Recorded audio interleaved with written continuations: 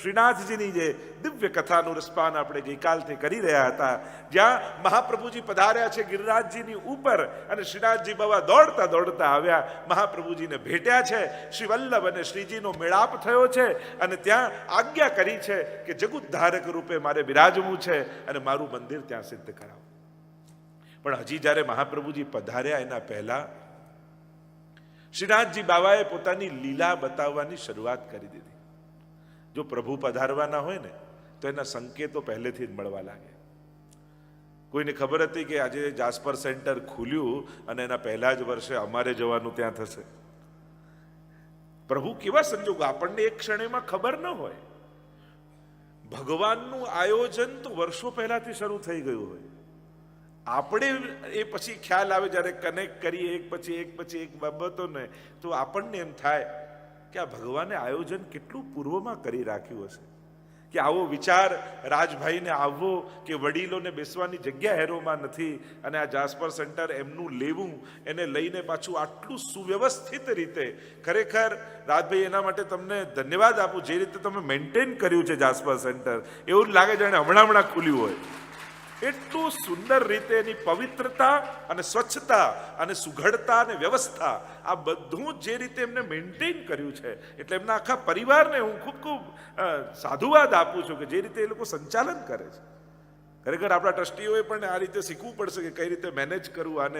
અને રાજભાઈની તો ઉપસ્થિતિ 1 મહિનો તો સળંગ તમારે આવવું પડશે પહેલા તો. એટલે જે રીતે એ સંચાલન કરે છે એનું, જે રીતે એની વ્યવસ્થા કરે છે, ખરેખર જોવા તમને એમ લાગે કે હમણાં શરૂ થયું છે. એવું સુંદરતા, સુઘડતા અને સ્વચ્છતા સાથે. અને શ્રીનાથજીનું મંદિર તો એવું જ હોવું જોઈએ. એવી જ પવિત્રતા અને સ્વચ્છતા એમાં જળવાય.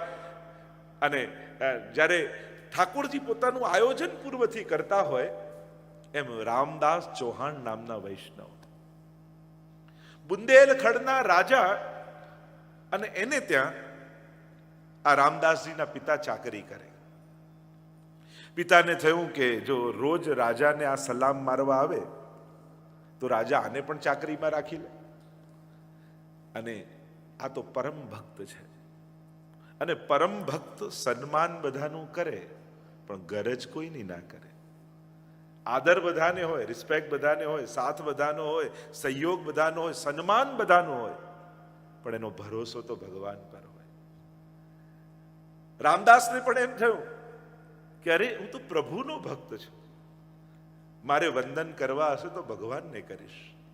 હું કઈ રીતે કોઈની ગુલામી કરી શકું?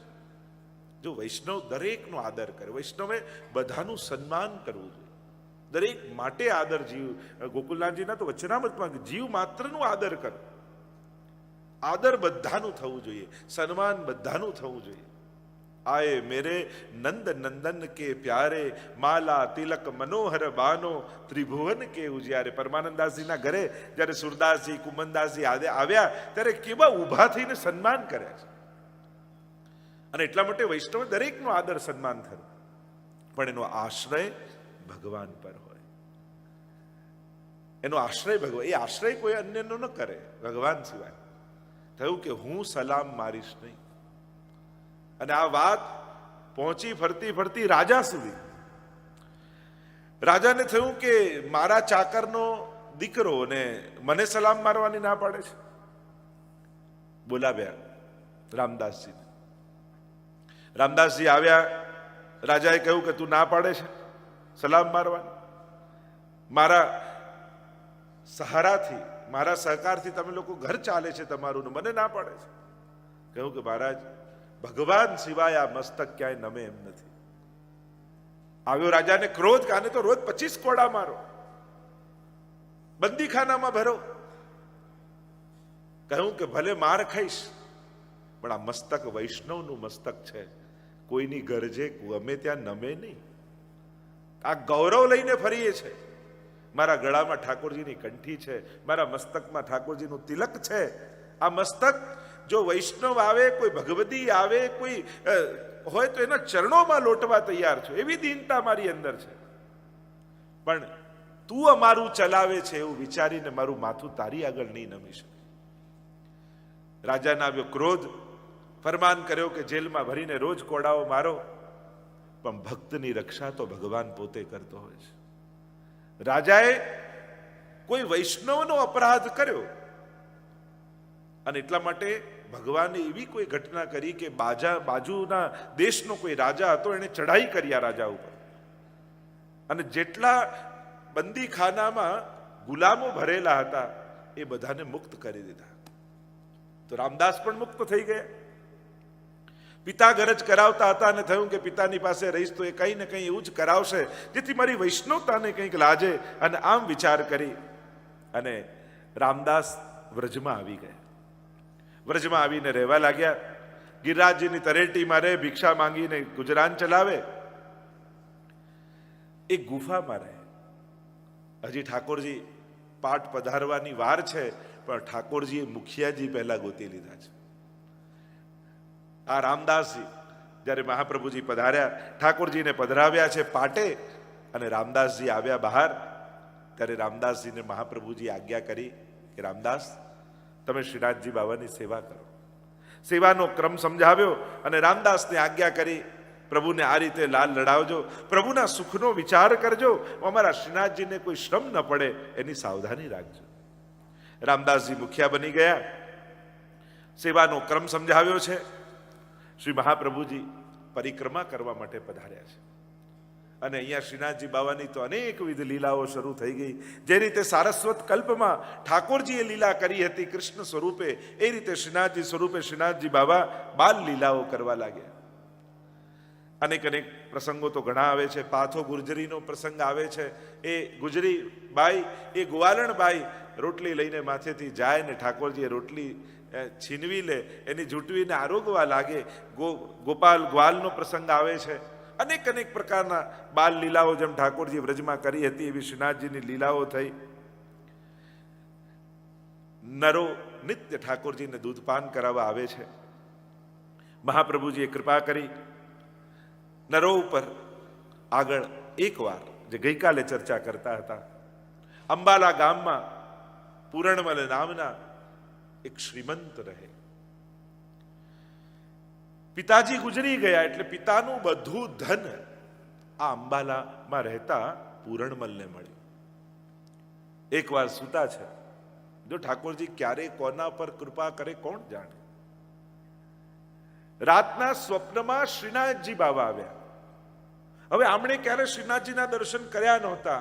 શું મહાપ્રભુજી, કોણ પુષ્ટિ માર્ગ, શું વૈષ્ણવ ધર્મ, કાંઈ જ જાણતા નથી.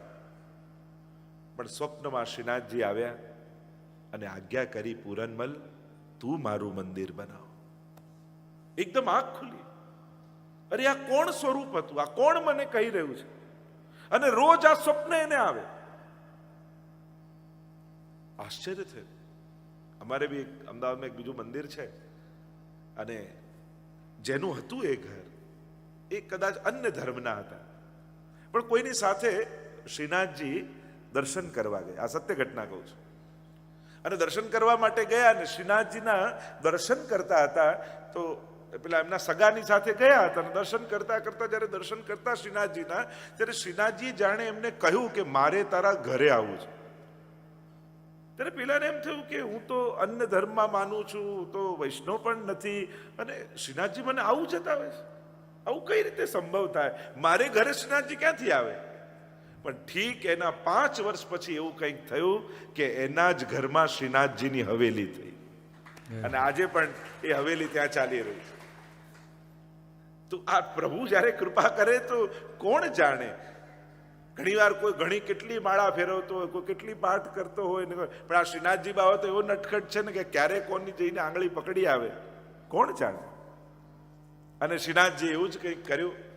આ અંબાલામાં વસતા પૂરણમલને સ્વપ્નમાં આજ્ઞા કરી. શોધતા શોધતા તપાસ કરી છે આ કયા સ્વરૂપ બિરાજે છે. ખબર પડી કે ગિરિરાજજીની ઉપર દેવ દમન શ્રીનાથજી પ્રગટ થયા છે. જગતગુરુ શ્રી વલ્લભાચાર્ય મહાપ્રભુજી ત્યાં પધરાવ્યા છે. બોલાવ્યા. ચિત્ર દોરનાર મંદિરના જ્યારે આખો આકાર બનાવવો છે અને એ સમયના જે મિસ્ત્રી હતા, જે આર્કિટેક્ટ જેને કહીએ, અને કહ્યું કે કંઈક સુંદર એવું મંદિરનું ચિત્ર બનાવો કે જે આપણે ઠાકોરજીને એવું મંદિર બનાવીએ. અને મહાપ્રભુજી આજ્ઞા કરી હતી પૂરણમલને કે પૂરણમલ આપણે ત્યાં નંદાલયનો ભાવ છે.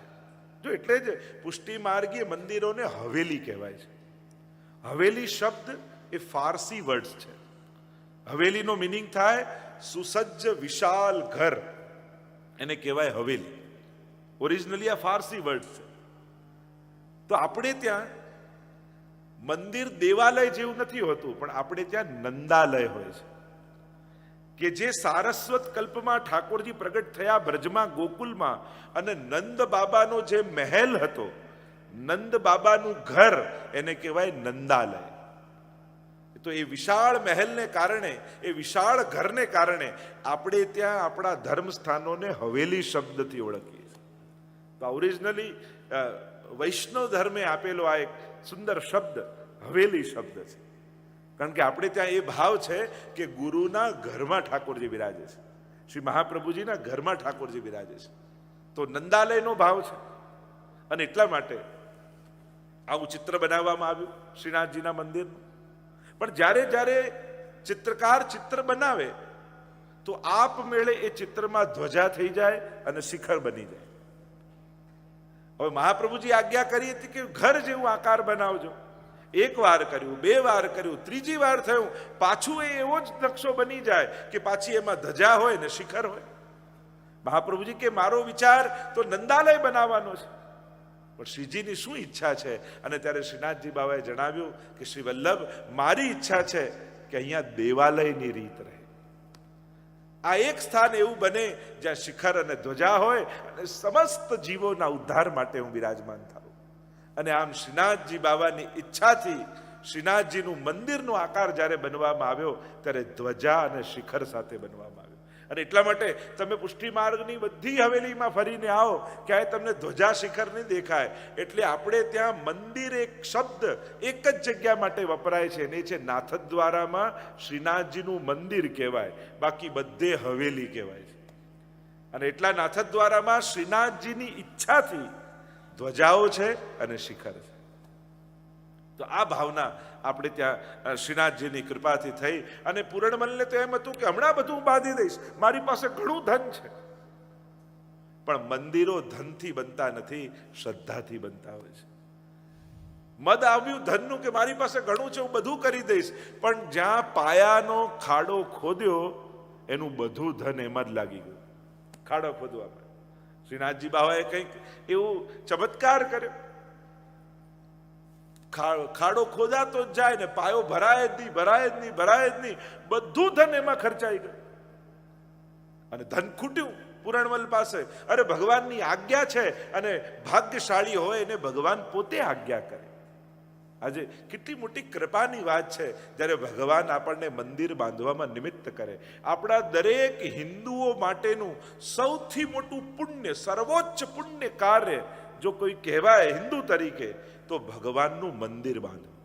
હું તો હંમેશા એમ માનું, જે ભૂમિમાં તમે રહો છો ત્યાં ભગવાનને પધરાવો તો તમે ભૂમિનું ઋણ અદા કરો છો.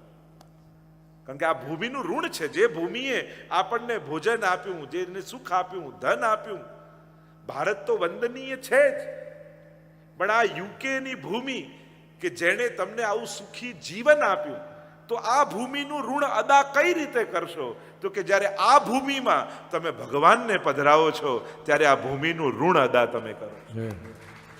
એમ ભાગવતજી કહે છે. ભાગવતજીમાં કથા આવે છે, જ્યારે ભૂમિ પર ભાર વધ્યો, ભૂમિ દુખી થઈ, ત્યારે બ્રહ્માજી પાસે કહીને કહ્યું કે મારો ભાર કેમ ઉતરે? કઈ રીતે થાય? તો કે ભગવાન ભૂમિ ઉપર પધારે તો મારો ભાર ઉતરે, તો મને પ્રસન્નતા થાય. અને જ્યારે પ્રભુ ભૂમિ ઉપર આવ્યા, કારણ કે પ્રભુનું પૃથ્વી પર આવવાનું 3 કારણ કહ્યું છે. જ્યારે અવતાર થાય ત્યારે ભગવાન અવતાર લે, એના મુખ્ય 3 કારણ શાસ્ત્રોમાં બતાવ્યા. એમાં પહેલું કારણ છે ભૂમિના દુઃખનું નિવારણ. કારણ કે જ્યારે ભૂમિ ઉપર પાપ વધે છે, ભૂમિને જનસંખ્યા વધે, માણસો વધે, એનો ભાર નથી લાગતો, પણ પૃથ્વી ઉપર પાપ વધે ને ત્યારે પૃથ્વીને ભાર લાગે છે. અને એ પાપનો ભાર ઉતારવા માટે જ્યારે કોઈ ભગવદ મંદિર બાંધે છે ત્યારે સૌથી વધારે કોઈ પ્રસન્ન થતું હોય તો આ ભૂમિ પ્રસન્ન થાય છે, આ પૃથ્વી પ્રસન્ન થાય છે. એટલે આ હવેલી બાંધીને પણ ઠાકોરજીને પધરાવીને આપણે આટલા વર્ષોથી જે ભૂમિના ઉપકાર આપણા માથે હતા એ ઉપકાર ચૂકવવાનો આ એક અવસર આપણને ભગવાન આપી રહ્યા છે. આ ઋણ ચૂકવવાનો અવસર છે કે જે આ ભૂમિ ઉપર, કારણ કે જો ભારત માતા છે તો આ યુકેની ભૂમિ પણ આપણા સંસ્કાર આપણને એમ કહે છે આ પણ આપણી માતા છે. ભારત માટે જેટલો અહોભાવ તમે રાખો છો એટલો જ અહોભાવ અને વફાદારી તમારે આ યુકે માટે પણ તમારે રાખવી જ જોઈએ, કારણ કે તમે અહીંયાના નાગરિક છો. આ સંસ્કાર આપણને આપણી ભારતીય સંસ્કૃતિ આપ્યા છે કે જે ભૂમિ તમને સાચવે છે, તમને સુખ આપે છે, તમને જીવન જીવવા માટે વ્યવસ્થા આપે છે, એ ભૂમિનો ઉપકાર ક્યારે ભૂલવો નહીં. અને એટલા માટે ભારતમાં બધું જ કરીએ ને કરવું જોઈએ, એની કોઈ ના નથી. પણ આ ભૂમિ ઉપર, આ ભૂમિને જ્યારે આપણી જરૂર પડે, અહીંયા જ્યારે કોઈ સત્કર્મ કરવાનો વારો આવે ત્યારે એમાં તો વિશેષ કરીને આગળ આવીને કાર્ય કરવું જ જોઈએ. કારણ કે તમારે તો અહીંયા ભારત વસાવવાનું છે.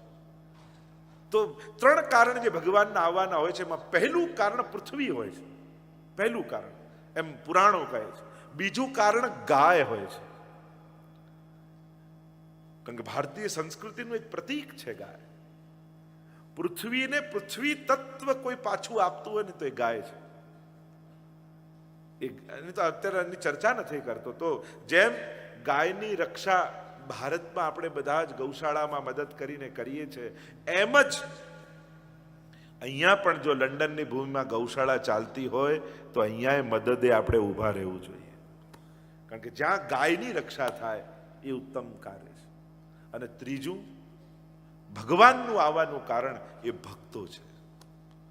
ભક્તોને જ્યારે વિપત્તિ આવે છે, સંકટ આવે છે, ત્યારે એ સંકટમાંથી ઉગારવા માટે ભગવાન પોતે આવતા હોય છે. આ 3 વિશેષ કારણ ભગવાનના આવવાના કયા છે. તો પૂરણમલ ક્ષત્રિયે ખૂબ પરિશ્રમ કર્યો, કોશિશ કરી, પણ બધું ધન જતું રહ્યું, કારણ કે ભગવાનને પોતાનામાં ભરોસો બેસાડવો છે. અને એટલા માટે ભગવાન પોતાનામાં વિશ્વાસ જગાવવા માટે ઘણીવાર લૌકિકના ટેકાઓ ખસેડી લેતા હોય છે. આપણને એમ લાગે કે લો આના તો ભરોસે હતા, આ સાથ ના આપ્યો, આપણે તો આના વિશ્વાસે હતા, આ સરકી ગયો. આમ કરી કરી ભગવાન આપણા લૌકિક જે કલ્પિત મનોકલ્પિત ટેકાઓ છે એને ખસેડી લે, અને ત્યારે સમજમાં આવે કે આના કરતા ભગવાન પર ભરોસો રાખવો સારો. અને એટલે માટે ભગવાન પોતાના પર ભરોસો બેસાડે છે આપણા ઉપર. બધું ધન ગયું, શું કરવું? પણ કટિબદ્ધ હતા પૂરણમલ. મને ભગવાનની આજ્ઞા થઈ છે, મારે ઠાકોરજીના એ વચનને પાળવા છે. ઠાકોરજીને પ્રશ્ન કર્યો કે આવું કેમ? ત્યારે ઠાકોરજીએ કહ્યું કે અત્યાર સુધી તારી પાસે જે ધન હતું ને એ તારા પિતાથી તને મળેલું, તારી મહેનતનું નહોતું. તારા પિતા જે સંપત્તિ મૂકી ગયા એ હતું, પણ હું એમ ઈચ્છું છું કે તારો પરસેવો પડે ને તારી મહેનત જેમાં હોય અને તારા પરિશ્રમની સુગંધ જેમાં હોય, મારે તો એ પૈસાથી મંદિર બંધાવવું છે. અને એટલા માટે આવા સંજોગ થયા. અને પૂરણમલે કહ્યું કે હું સંકલ્પિત છું અને પોતે દક્ષિણમાં કમાવા ગયા, હું મહેનત કરીશ, પરિશ્રમ કરીશ અને ઠાકોરજીનું મંદિર બાંધીશ. હાર્યા નથી, ભાગ્યા નથી, થાક્યા નથી. સત્કાર્ય કરવા નીકળો ત્યારે હંમેશા યાદ રાખજો, એવું વિચારીને ન નીકળતા કે બધા સારા જ લોકો મળશે, બધા અનુકૂળ સંજોગો જ આવશે, જે ધારીશ એવું જ થવાનું છે. ના, મારો સંકલ્પ દ્રઢ છે, ગમે તેવા સંજોગો સામે આવે પણ હું મારા સંકલ્પથી નહીં ડગું. સંકલ્પ મજબૂત હોવો જોઈએ. એ દ્રઢતા હોય તો આપમેળે સંજોગો અનુકૂળ થવા લાગતા હોય છે. અને એટલા માટે સત્કાર્ય કરવા નીકળો ને ત્યારે ઘણા લોકો, લો અમે તો સારું કરવા ગયા તોય આવા લોકો આવ્યા, તોય આમ થયું. તો એવી શરતો રાખીને નીકળો જ નહીં. તમારો સંકલ્પ શુદ્ધ છે, તમારી ભાવના શુદ્ધ છે, તમારો આ પરિશ્રમ સમાજના કલ્યાણ માટે છે. અને જેના લક્ષ્ય ઊંચા હોય ને, જેની ભાવના મોટી હોય ને, એને સાથ આપવા માટે ભગવાન પોતે આવી જતા હોય છે. આ શ્રીનાથ ધામ ખરેખર એક ક્ષણ માટે વિચારીએ તો એમ જ લાગે કે આ કંઈક ઠાકોરજીએ જ કંઈક ઘડ્યું, ઠાકોરજીએ જ સંજોગ ઘડ્યા. નહીં તો આપણે પ્લાનિંગ કરવા જઈએ તો એ સંભવ જ નથી, વિચારી ન શકાય કે આવું થઈ શકે. અને ઠાકોરજી કેવા ક્ષણોમાં સંજોગો અનુકૂળ કરતા હોય છે. આ પ્રભુનો સાથ છે. પ્રભુની વિશેષતા એ છે કે પ્રભુ આવીને સાથ આપે છે પણ એમનો હાથ દેખાતો નથી. એ ક્યારે કોના હૃદયમાં આવીને વસી જાય અને ક્યારે પોતાનું સામર્થ્ય કોની અંદર પધરાવી દે. તો આ પૂર્ણમલ ક્ષત્રિય એવા છે કે મને ભગવાને અવસર આપ્યો છે, મોકો આપ્યો છે મંદિર બાંધવા. દુનિયાનો દરેક માણસ પોતાનું ઘર બાંધીને રહે છે, પણ ભગવાનનું ઘર બાંધવાનો મોકો મળે અને એમાં ભગવાન મને નિમિત્ત કરે તો પછી હું પાછો કેમ ખસી જાઉં. આપણે ત્યાં તો પેલું રામાયણમાં નહીં પેલી ખિસકોલીની વાર્તા આવે ને કે પેલું રેતીમાં જઈ પાણીવાળી થઈ અને નાની નાની પોતાના શરીરમાં રેતી ચોંટાડીને પાછી દરિયામાં નાખે. ત્યારે પૂછ્યું કે આ તું શું કરે છે? તો કે આ બધા પથ્થરા નાખે પણ પથ્થર ઉચકવાનો તો તાકાત મારામાં નથી, મારામાં તો રેતી પધરાવવાની તાકાત છે અને હું મારા સામર્થ્ય પ્રમાણે હું પણ ભગવાનને સાથ આપું છું. એમ કોઈ પથ્થર નાખે, કોઈ સાથ આપે, કોઈ રેતી પધરાવે, પણ જેનું જેટલું સામર્થ્ય હોય. આ સેતુ બંધ થઈ રહ્યો છે તો કોઈ અળગા ન રહી જતા, કોઈ ચૂકી ન જતા. એક જંગલમાં આગ લાગી અને આગ લાગી અને જંગલ બળવા લાગ્યું, ભળ ભળ ભળ ભળ. અને જ્યારે જંગલ બળવા લાગ્યું તો હવે બચાવે કોણ? બધા પ્રાણીઓ ભાગે છે બહાર જંગલ છોડીને. અને નાની નાની ચકલીઓને એમ થયું કે અરે આ આગ ઓલવશે કોણ? આપણાથી તો કેમ, આપણી તો નાની ચાંચ, આપણે કેમ ઓલવી શકીએ? ત્યારે ચકલીઓને એક સરદાર હતો, એને કહ્યું ચલો પ્રયાસ તો કરીએ. સામર્થ્ય ભલે નાનું હોય પણ પ્રયાસમાં સચ્ચાઈ હોય ને તો સામર્થ્ય ભગવાન આપી દેતા હોય છે. શું કરીએ? તો કે ચાલો આપણે નદીમાં જઈએ, આપણી ચાંચમાં પાણી ભરીએ ને છાંટીએ. અને બધા ચકલીનું ટોળું ગયું પાણીઓમાં અને પાણીમાં ચાંચમાં પાણી ભરે, નાખે, ચાંચમાં પાણી ભરે ને પાછું નાખે અને પ્રયાસ ચાલુ રહ્યો. એટલામાં બધા હાથીઓનું ટોળું ભાગી રહ્યું હતું. અને હાથીના સરદારે જોયું કરે આ નાની નાની ચકલીઓ કરે છે શું? વારે ઘડી ઉડીને આવે પાણીમાં, પાછી જાય પાછી જાય પાછી. એટલે ચકલીનો સરદાર તો એને પૂછ્યું કે આ કરો છો શું? તો કે જ્યારે મોટા મોટા સામર્થ્ય વાળા લોકો કે જ્યારે સમાજને એની જરૂર છે અને ત્યારે આગ જોઈને ભાગી રહ્યા છે. અમે ભલે નાના છીએ પણ અમે અમારી જવાબદારી સમજીએ છીએ એટલે ઓલવવાનો પ્રયાસ કરીએ છીએ. અને ત્યારે હાથીઓને એમ થયું કે આપણને શરમ આવવી જોઈએ, ચકલીઓ પરિશ્રમ કરી રહી છે તો આ સમયે આપણે ભાગવું ન જોઈએ, જવાબદારી લેવી જોઈએ. અને હાથીએ સરદારોને બધા હાથીઓને ભેગા કર્યા અને કહ્યું આવો સાથે મળીને જોડાઈએ. અને બધા હાથીઓ ભેગા થયા, સૂંઢમાં પાણી ભર્યું અને એક સાથે દોડીને પાણી છાંટ્યું તો આગ બુઝાઈ ગઈ. આ ચકલીઓના પ્રયાસોએ હાથીઓને આમંત્રિત કરી દીધા. એમ નાના નાના લોકોનો પરિશ્રમ, નાના નાના લોકોનું ડોનેશન, નાના નાના લોકોનો સાથ એ ક્યાંક મોટા મોટા હાથીઓને પ્રેરશે અને આપણા શ્રીનાથ ધામને જલ્દીથી જલ્દી પૂર્ણ કરી દેશે. એટલે નાનો પ્રયાસ, નાનો સહકાર પણ તમે નાનો ન માનતા, તમારો 1 પાઉન્ડ પણ અમારા માટે બહુ મોટો છે. કારણ કે તમારી અંદર એ સમજદારી છે કે અત્યારે આપણા સમાજને આપણી જરૂર છે તો હાથ પાછો નથી ખેંચવો, આગળ આવીને જોડાઈ જવું છે કાર્ય. તો જેનું જેટલું સામર્થ્ય, જેનું 1 પાઉન્ડનું હોય, કોઈનું 10નું હોય, કોઈનું 10,000નું, કોઈનું લાખનું હોય, પણ આજે સાચું સામર્થ્ય બતાવવાનો સમય છે. સામર્થ્ય કેવલ જન્મદિવસ ને લગ્નની પાર્ટીઓમાં ન બતાવાય. સાચું સામર્થ્ય આવા સત્કર્મોમાં બતાવો કે જે હજારો લોકોના ઉદ્ધારનો એક માર્ગ બનવાનો છે, હજારો લોકોના કલ્યાણનું એક કેન્દ્ર બનવાનું છે. અને એમાં જે પોતાનું સામર્થ્ય બતાવે એ સાચું સામર્થ્ય કહેવાય. કારણ કે બાકી બધે બતાવેલું સામર્થ્ય પ્રદર્શન છે. આપણે પ્રદર્શનમાં ન માનો, સામર્થ્યમાં માનો. હું સુખી છું એ બતાવવા માટે ઘણા બધા આયોજનો આપણે કરીએ છીએ, પણ તમે સમર્થ છો એ બતાવવાનો આ અવસર છે કે ભગવાને તમને સામર્થ્ય આપ્યું છે. તારું કશું ન હોય તો છોડીને આવતું અને તારું બધું જ હોય તો છોડી બતાવ.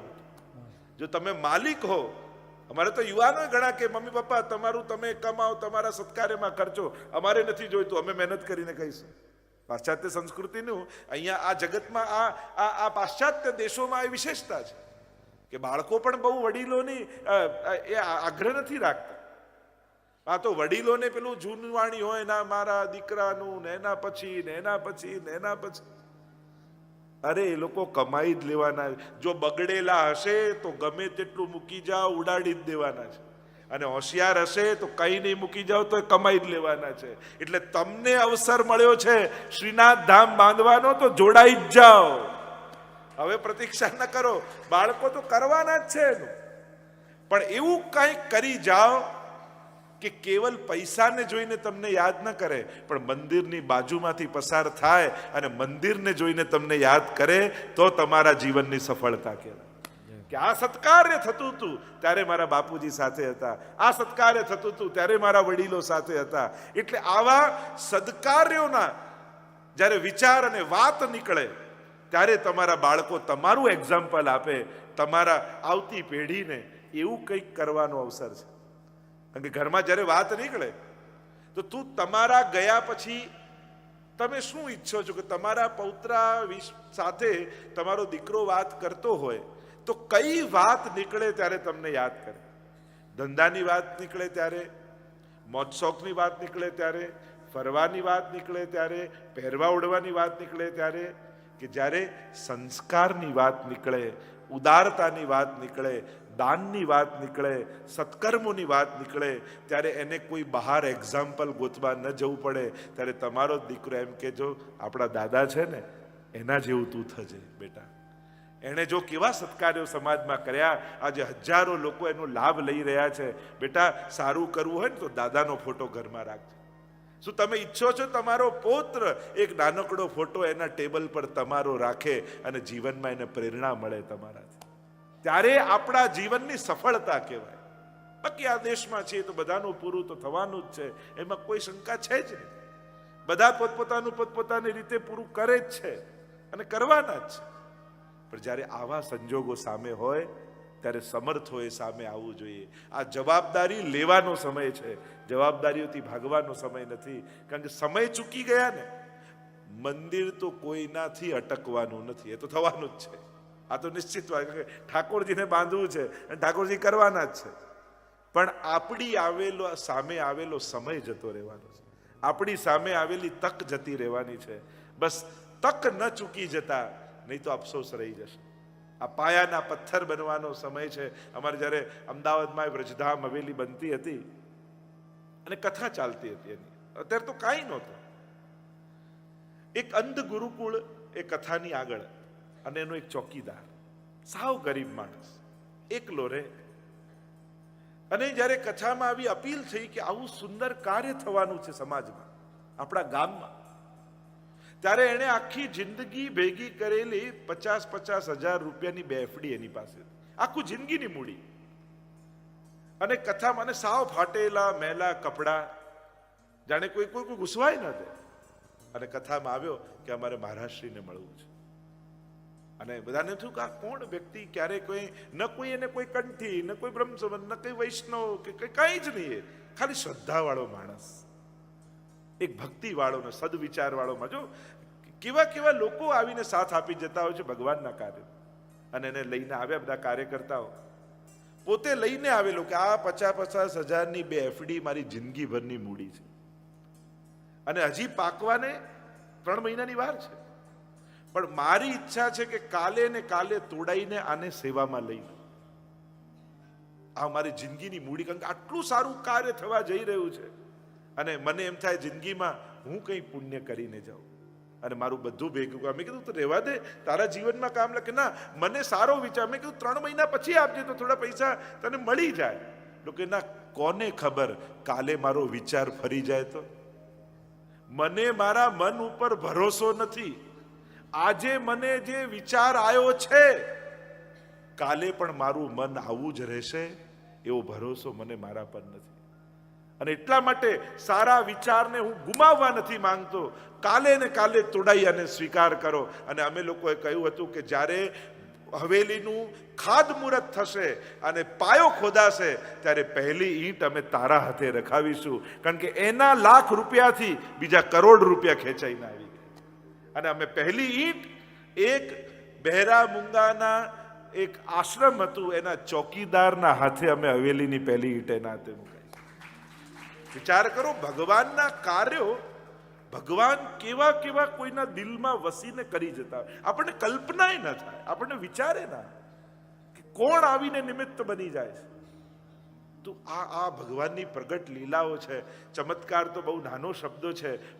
મેં ભગવાનને આવા જુદા જુદા રૂપે લીલા કરતા બહુ વાર જોયા છે. કોઈ કે ભગવાન કોઈએ જોયા છે? મેં કીધું હા, મેં ઘણી વાર જોયા છે. કેટલી વાર કેવી કેવી લીલાઓ ભગવાન કેટલાના હૃદયમાં વસીને કરતા હોય છે. આ બધા ચમત્કારો આંખની સામે જોયેલા છે. તો આ બધું આ દુનિયામાં આજે જ છે ને ભગવાન જ કરે. તો પૂરણમલ ક્ષત્રિયને થયું કે મારે પરિશ્રમ કરવો છે, પ્રભુનું મંદિર બાંધવું છે. અહીંયા અનેકવિધ પ્રકારની ઘટનાઓ ઘટી છે. કમાવા માટે ગયા છે પૂરણમલ ક્ષત્રિય, અને અહીંયા કુંભનદાસજીને સેવા સોંપી કીર્તનની, રામદાસજીને ઠાકોરજીની સેવા સોંપી. કુંભનદાસજી શરણે આવ્યા મહાપ્રભુજીને. અષ્ટ સખા, એમાં 8 સખાઓ કીર્તનકાર, કારણ કે આપણે ત્યાં અષ્ટયામની સેવા છે. આપણે એમ કહીએ ને અષ્ટ સમાના દર્શન, તો એ અષ્ટ સમાના દર્શન એટલે મંગળાથી લઈ શયન સુધી જે 8 સમયના, અને દરેક દર્શન સમયે એક એક સખાઓને કીર્તનની સેવા આપી, એક એક વૈષ્ણવોને, અને એને મંડળ બન્યું, એને કહેવાય અષ્ટ સખા, 8 સખા. એમાં સૌથી પહેલા કોઈ શરણે આવ્યા હોય તો કુંભનદાસજી મહાપ્રભુજીના શરણે આવ્યા.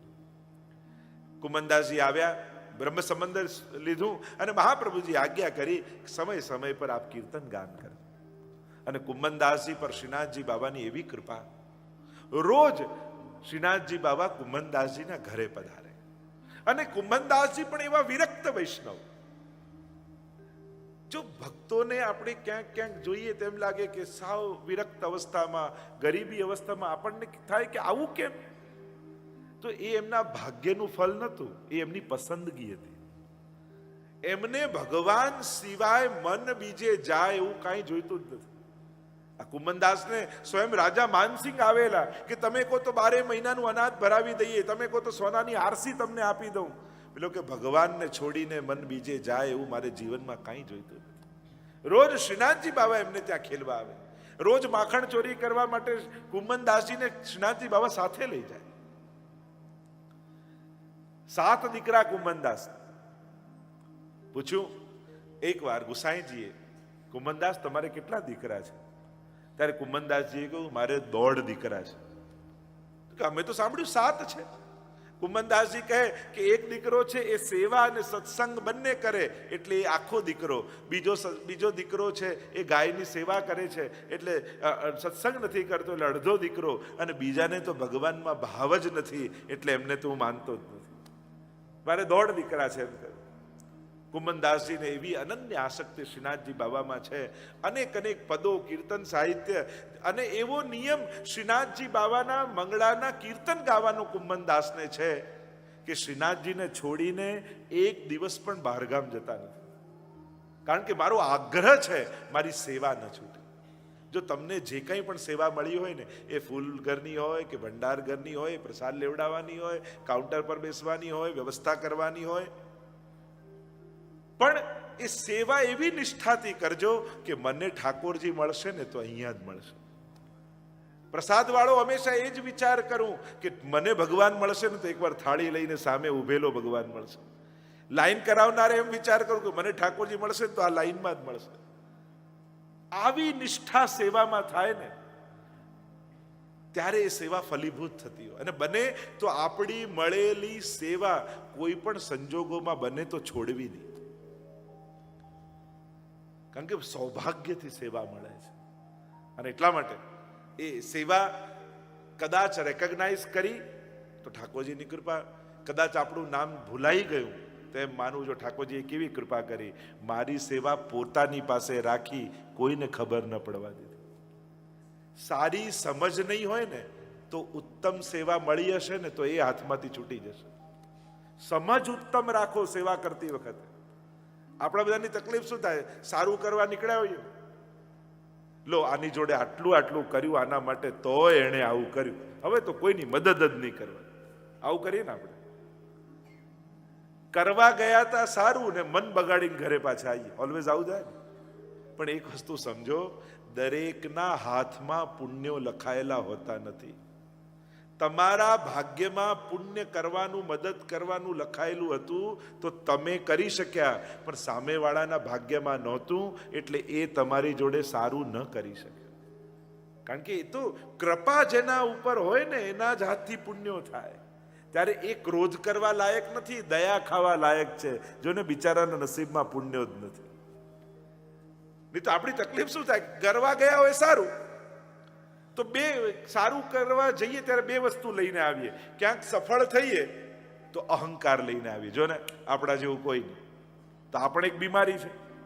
અને કાં દુઃખી થઈને આવે, કોઈની મદદ કરવા જેવું આજના ટાઈમમાં છે જ નહીં, જો ને આટલું આટલું એના માટે કર્યું તોય પેલા આમ કર. તો આ તો બંને ખરાબ વસ્તુ છે. હવે સત્કર્મ એ બહુ સારી દવા છે, પણ આના આવા બે ખરાબ રિએક્શન તો ના જવા જોઈએ. આ દવાના ન અહંકાર થવો જોઈએ, ન ઉદાસીનતા આવી જોઈએ, સમજદારી આવી જોઈએ. જો મારાથી સારું કરવાનું ભગવાને લખ્યું હતું તો હું કરી શક્યો, પણ બિચારાના નસીબમાં નહોતું તો એ ન કરી શક્યો. તો સામેવાળાને દયા પાત્ર માનવું, ક્રોધનો પાત્ર નહીં માનવું. અને એટલા માટે અહીંયા જે મૂળ વાત આપણે કરી રહ્યા છીએ, કુમનદાસ એવા આગ્રહી છે સેવાના. એકવાર ગુસાઈજીના લાલજીએ પરીક્ષા કરી કે કુમનદાસજી શ્રીનાથજીની તો કીર્તન ગાય છે, પણ એમને ગોકુલ લઈ જઈએ ને ત્યાં નવનીત પ્રિયાજી, બાલકૃષ્ણલાલજી, નવનીતલાલ બિરાજે છે, એમની આગળ કુમનદાસજી કીર્તન કરે તો કેવો આનંદ આવે. કારણ કે ગુસાઈજી ગોકુલ રહેતા અને આ તો છોડીને જતા નથી. એટલે યુક્તિ કરી, કુમનદાસજી પાસે આવ્યા ગુસાઈજીના લાલજી અને ભગવત ચર્ચા કાઢી, પ્રભુની અલૌકિક લીલાના ગુણગાન કરવા લાગ્યા. અને કુમનદાસ પણ એવા ખોવાઈ ગયા ભગવત ગુણગાનમાં, અને એમના લાલજી હાથ પકડીને ધીમે ધીમે ધીમે ગોકુલ તરફ લઈ જવા લાગ્યા. યમુનાજીના કિનારે આવી ગયા, નાવ તૈયાર રાખી છે, કુમનદાસજીને બેસાડીને ગોકુલ લઈ જઈએ અને ત્યાં ઠાકોરજીની સન્મુખ કીર્તન ગવડાય. અને આખી રાત સત્સંગ ચાલ્યો. ચાલતા ચાલતા સવાર પડવાનો સમય થયો અને જ્યાં નાવમાં પગ મૂક્યો ને સૂર્યોદય થયો અને કુમનદાસને યાદ આવ્યું, અરે મારી મંગળાની સેવા. ભાગ્યા કુમનદાસ. અને અહીંયા તો સમય થઈ ગયો હતો મંગળાનો. પણ શ્રીનાથજી બાબા પણ એવા કૃપાળુ, તમને જે સેવા કરવાનો આગ્રહ હશે ને તો ઠાકોરજીને પણ તમારા હાથે જ સેવા લેવાનો આગ્રહ થઈ જશે. તમને એમ થાય કે હવે હું નહીં કરું, પણ એવા ઠાકોરજી સંજોગ કરશે ને કે ફરી ફરી ફરી ફરી પાછા તમને ત્યાં લાવી અને તમારા હાથે જ ઠાકોરજી સેવા લેશે. જો જેમ તમને આગ્રહ થાય ને એમ ઠાકોરજીને પણ આગ્રહ થઈ જાય કે મારે તો તારા હાથની જ સેવા લેવી. અને અહીંયા મુખિયાજી અપરસ કરીને જાય, પણ કંઈ ને કંઈ થાય ને અપરસ છોવાઈ જાય, પાછા સ્નાન કરે, પાછા જાય ને પાછું છોવાઈ જાય. એ લોકોને આશ્ચર્ય થાય મુખિયાજી ભીતરિયાજીને કે આ થાય છે શું, ઠાકોરજી જાગતા કેમ નથી. અને કુમનદાસજી દોડતા દોડતા આવ્યા, શ્રીનાથજી સન્મુખ બેઠા અને જ્યાં જગાવવાનું કીર્તન ગાવ્યું ને પછી શ્રીનાથજી બાવા જાગ્યા. તો જેવો આગ્રહ ભક્તને છે એવો જ આગ્રહ ભગવાનને પણ ભક્તના હાથની સેવા લેવાનો થાય. એવા કુમનદાસજી, સ્વયં અકબર બાદશાહે જ્યારે કુમનદાસજીના ગુણગાન સાંભળ્યા કે કુમનદાસજી કેવા મોટા ભક્ત છે, કેવા સુંદર કીર્તન ગાય છે, એટલે કુમનદાસજીને બોલાવ્યા આગ્રા. અકબર બાદશાહે આગ્રામાં કુમનદાસજી સન્મુખ બેઠા છે અને અકબર બાદશાહે કહ્યું, કુમનદાસ તમે બહુ સરસ ગુણગાન કરો છો, સરસ ગાઓ છો, સરસ કીર્તન રચો છો, એમ કરો મારી પ્રશંસાના કીર્તન ગાઓ, તમે માંગો એ આપીશ. ત્યારે કુમનદાસને થયું કે અરે હું જગદીશના કીર્તન ગાનારો આ એક દેશના રાજાના ક્યાં કીર્તન ગાઈશ. કહ્યું કે મહારાજ હું ગાઈશ તો આપને દુઃખ થશે. ના ના તમે ગાઓ, દુઃખ નહીં થાય. અને ત્યારે કુમનદાસે કહ્યું કે ભક્તન કો કહા સીકરી કામ, આવત જાત પનૈયા તૂટી, બિસર ગયો હરિ નામ, અરે જાકો મુખ દેખે દુઃખ ઉપજત, તાકો કરનો પડ્યો પ્રણામ. અરે જેને જોઈને દુઃખ ઉપજે છે, ભગવાન ભૂલાઈ જાય એને વંદન કરવા પડે છે. અકબર બાદશાહ તો એકવાર ક્રોધાયમાન થઈ ગયા, પણ સમજદાર બાદશાહ છે, જાણી ગયા કે આને મારી કોઈ ગરજ હોય તો મારા ગુણગાન કરે ને. અને કહ્યું કુમનદાસ કંઈક તો માંગો મારી પાસે, તમે માંગો એ આપીશ. ત્યારે કુમનદાસે કહ્યું કે એટલું જ માંગુ છું કે આજ પછી મને બોલાવતા નહીં, તમારો ચહેરો બતાવતા નહીં. કારણ કે શ્રીનાથજીથી અળગા થઈ મને ક્યાંય આનંદ આવતો નથી, શ્રીનાથજી જ મારું સર્વસ્વ છે. એવા ભગવદીય કુમનદાસ થયા. અષ્ટ સખાના પહેલા આ સખા જે સૌથી પહેલા મહાપ્રભુજીના શરણે આવ્યા. આગળ અન્ય સખાઓની કથા પણ આવી. સુરદાસજી નાનકડા ગામમાં એમનો જન્મ થયો. કારણ કે એ સમયે જો આપણે ત્યાં ઘણા કીર્તનો સુરદાસજીના નામે ચાલે છે અને એ સમયે સમકાલીન લગભગ 20 જેટલા સુરદાસજી પ્રસિદ્ધ હતા. એટલે ઘણા ઘણા કીર્તનો સુરદાસજીના નામના છે, પણ એ બધા આ સુરદાસજી નહીં, એ સમકાલીન ઘણા સુરદાસજી હતા. અને એટલે જ તો બકબર બાદશાહે જ્યારે ફરમાન કર્યું કે જે સુરદાસજીના પદ લાવશે ને એને હું 100 સોનામોર આપીશ, અનેક સોનામોરોથી સન્માનિત કરીશ. અને બધા લોકો સુરદાસજીના નામના કીર્તન બનાવી લાવવા લાગ્યા કે બાદશાહ સુરદાસજીનું કીર્તન. તો થયું કે આ સાચું કે ખોટું પરખવું કઈ રીતે? તો કે કાગળ પર લખો અને બંનેને પાણીમાં મૂકો, જે ડૂબી જાય ખોટું હશે અને જે તરતું રહેશે એ સુરદાસજીનું હશે. અને આમ પરીક્ષા કરીને સુરદાસજીના કીર્તનની બાદશાહે પરીક્ષા કરી, એવું પણ લેખ આવે છે. તો અનેક સુરદાસજીની કથાઓ પ્રસિદ્ધ છે અને આ સુરદાસ જે પ્રસિદ્ધ સુરદાસ છે, જેના કીર્તનો આપણે ગાઈએ છીએ, એ મહાપ્રભુજીના સેવક હતા. પહેલા એમનો જન્મ થયો અને જન્મતાની સાથે આંખોના આકાર પણ એમને નહીં. માતા પિતા એટલા ગરીબ, ઘરમાં 2 ટંક ભોજન પણ નહીં, અને થયું કે લો બાળક થયું, એ પણ આવું અંધ થયું, કેમ કરીને હવે દિવસો પસાર કરીશું? એટલામાં કોઈ યજમાને બોલાવ્યા, સોનામોરો આપી, પ્રસન્ન થઈ ગયા. લો સોનામોરો મળી. એટલામાં એ પણ ઉંદરડું લઈને ઉપર ફસાવી દીધી, જે છપરું હતું એની ફાંકમાં. મળેલી સોનામોર ખોવાઈ ગઈ. માતા પિતા દુઃખી થયા કે આ દુર્ભાગી છે, આ આવ્યો ને મળેલી સોનામોરો જતી રહી, શું કરવું? ત્યારે સુરદાસ કહ્યું કે માતા પિતાને કહેતા કહ્યું કે હું તમને બતાવું કે સોનામોર ક્યાં છે, પણ મારી એક શરત, તમને બતાવ્યા પછી હું આ ઘરમાં નહીં રહું, મને તમે રોકતા નહીં, મારો માર્ગ કોઈ ઓર છે. માતા પિતાએ કહ્યું કે આનું જે થવું એ થાય, બતાવો ક્યાં છે. બતાવ્યું કે અહીંયા છે. સોનામોર મળી. માતા પિતાને આવી દયા, એક તો તું અંધ છું, તું જઈશ ક્યાં, શું કરીશ? કે જેનો રસ્તો ભગવાને નક્કી કર્યો હોય એને કોઈ રોકી શકતું નથી. પ્રભુ જ સગળું કરનારા છે, પ્રભુ પર ભરોસો છે. સુરદાસજી ચાલ્યા છે અને ગામમાં અનેક લાંબી કથા છે સુરદાસજીના જીવનની. 84 વૈષ્ણવની વાર્તામાં સુરદાસજીનો પ્રસંગ આવે છે. એમનો પ્રસિદ્ધિ થઈ, કારણ કે ખોવાયેલી વસ્તુ લોકો એમને પૂછવા આવતા. જે ગામમાં નિવાસ કર્યો, લોકો એમને પૂછવા આવે કે આ ક્યાં મળશે, અને સુરદાસજી બતાવે કે અહીંયા જશો તો મળી જશે, અને લોકોની વસ્તુઓ મળવા લાગી.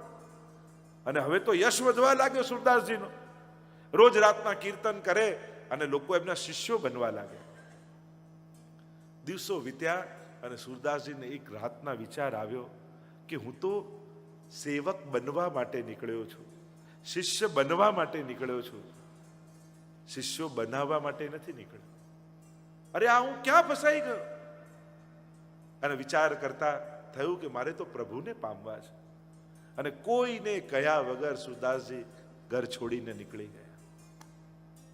અહીંયા આગ્રાની આગળ ગૌઘાટ છે, ત્યાં આવીને મુકામ કરે. ફરી થોડી રોજ કીર્તન આદિ કરતા, એટલે એક ટોળી બની ગઈ કીર્તનકારોની. રોજ પ્રભુના કીર્તન કરે, વિરહના પદ ગાય, દીનતાના પદ ગાય. અને મહાપ્રભુજી પૃથ્વી પ્રદક્ષિણા કરતા કરતા અહીંયા આવીને મુકામ કર્યો મહાપ્રભુજી. અને સુરદાસજીને સમાચાર મળ્યા કે શ્રી વલ્લભાચાર્યજી પધાર્યા છે, મહાપ્રભુજી પધાર્યા છે. થયું કે જેમની પ્રતીક્ષા હું કરતો હતો એ ગુરુ મને મળ્યા. ગુરુની જ્યારે અંતર આત્માથી આપણને એમ થાય કે કોઈ ગુરુ જીવનમાં આવે ત્યારે ભગવાન કાંઈક એવું સર્જે અને ગુરુ સાથે મેળાપ કરાવી. મહાપ્રભુજી પધાર્યા છે અને સુરદાસજી આવ્યા છે, મહાપ્રભુજી પાસે બેઠા છે. મહાપ્રભુજીએ કહ્યું કે કછું કીર્તન ગાઓ સુરદાસ. અને સુરદાસે ગાયું, હો પતિતન કો ટીકો, હો પતિત, હું તો મહાપતિત છું, અનેક દોષોથી ભરેલો છું. જ્યારે આવા કીર્તનો ગાવા લાગ્યા ત્યારે મહાપ્રભુજી એટલું કહ્યું કે સુર હોય કાહે ગીગ્યા. તું તો ભગવાનનો ભક્ત છું, પછી પોતાના દોષો ગાઈને કરવાનું શું? હું આવો, હું આવો, હું આવો, હું અપરાધી, હું પાપી. પોતાના પાપ ગાવાથી પાપ કપાતા નથી, એના કરતા ભગવાનના ગુણગાન કરો તો બધા પાપ ધોવાઈ જાય. તો મેં તો ભગવાન કી લીલા જાનત નહીં હું, હું તો એ લીલા જાણતો નથી. ત્યારે મહાપ્રભુજીએ કહ્યું, જાઓ સ્નાન કરીને આવો. યમુનાજીમાં સ્નાન કરીને આવ્યા. મહાપ્રભુજીએ બ્રહ્મ સંબંધ આપ્યું સુરદાસને, અને જ્યાં બ્રહ્મ સંબંધ આપ્યું અને દશમસ્કંદની અનુક્રમણિકા સંભળાવી સુરદાસને, અને ઠાકોરજીની સમગ્ર લીલાઓ સુરદાસના હૃદયમાંથી સ્ફુરવા લાગી. ब्रज भयो बहर के पूत जब ये बात सुनी, आनंदे सब लोग गावत गणित गुनी. એ આખી નંદ મહોત્સવની લીલા સુરદાસને આંખોથી દેખાવા લાગી. સ્વયં મહાપ્રભુજી સુરદાસને ગોકુલ લઈ ગયા અને કહ્યું, સુરદાસ ગોકુલ કે દર્શન કરો. અને આંખોના આકાર ન હોવા છતાં પ્રગટ પ્રભુની લીલાના દર્શન ગોકુલમાં સુરદાસને થવા લાગ્યા. અને આપણે ત્યાં તો એ પ્રસંગ આવે છે કે સુરદાસ શ્રીનાથજી બાબા જેવા શૃંગાર ધરે, જેવા વસ્ત્ર ધરે, એવા જ કીર્તન ગાય. તો બધા ગુસાઈજીના લાલજીને એમ થયું કે આમને તો આંખોના આકારે નથી, દેખાતું નથી. ક્યાં? એ તો વાત જુદી, આંખ હોય તો દેખાય. છતાંય જેવા વસ્ત્ર ધર્યા હોય ઠાકોરજીએ, જેવા શૃંગાર ધર્યા હોય, આ સુરદાસજીને ખબર કઈ રીતે પડી જાય છે? લાવો પરીક્ષા કરી. અને પરીક્ષા કરવામાં એક દિવસ ઠાકોરજીને કંઈ ધરાયું જ નહીં, સાવ ઉગાડ. જોઈએ કે હવે સુરદાસ શું ગાય છે. અને ત્યારે સુરદાસજીએ દર્શન કરીને ગાયું, દેખો રી હરી નંગમ નંગા. કે દેખો તો ઠાકોરજીને કુછ નહીં ધરાયા, નંગમ નંગા. તો જેને અંતર આત્માની આંખો ખુલી ગઈ હોય એને ચર્મ ચક્ષુની જરૂર પડતી નથી.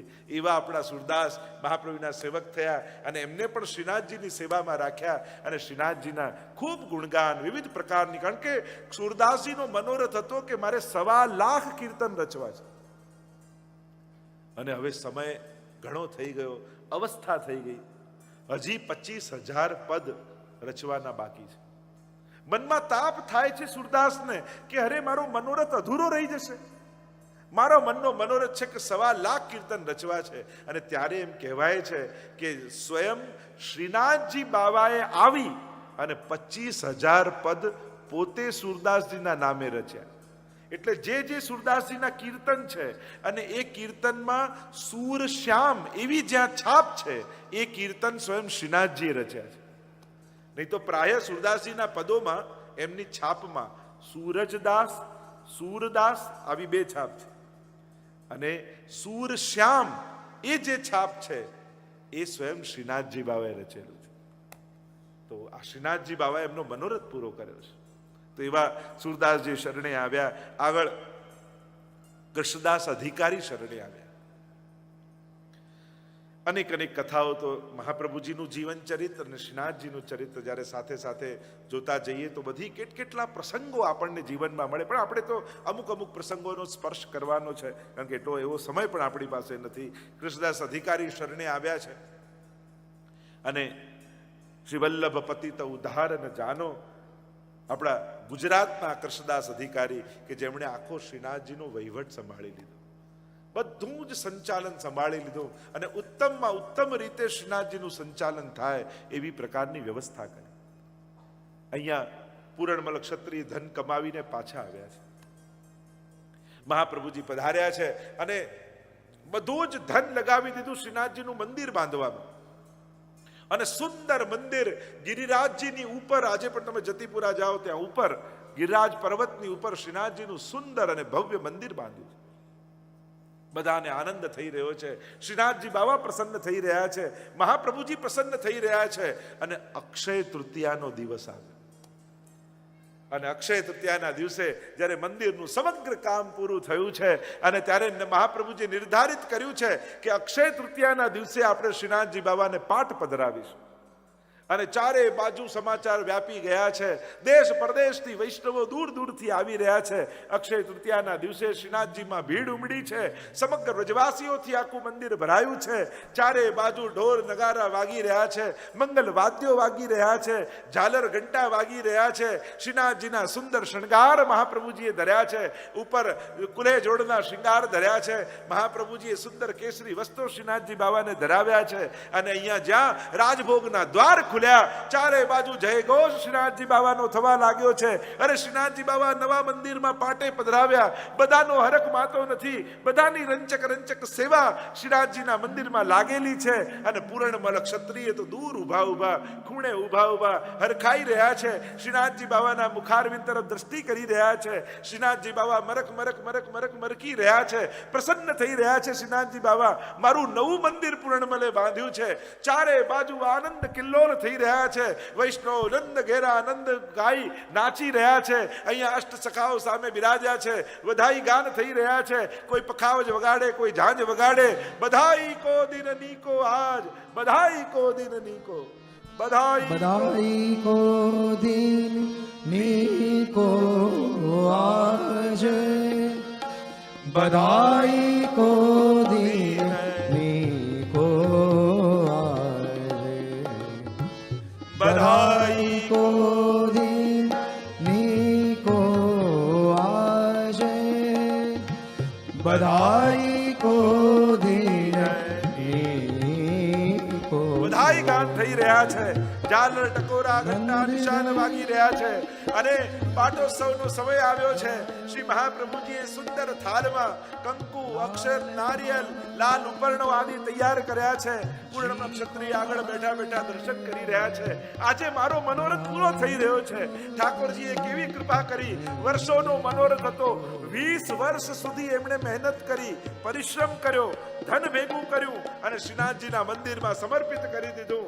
અને એ 20 વર્ષ મહેનત કરી તો આજે 500 વર્ષોથી આપણે એનો લાભ લઈ રહ્યા.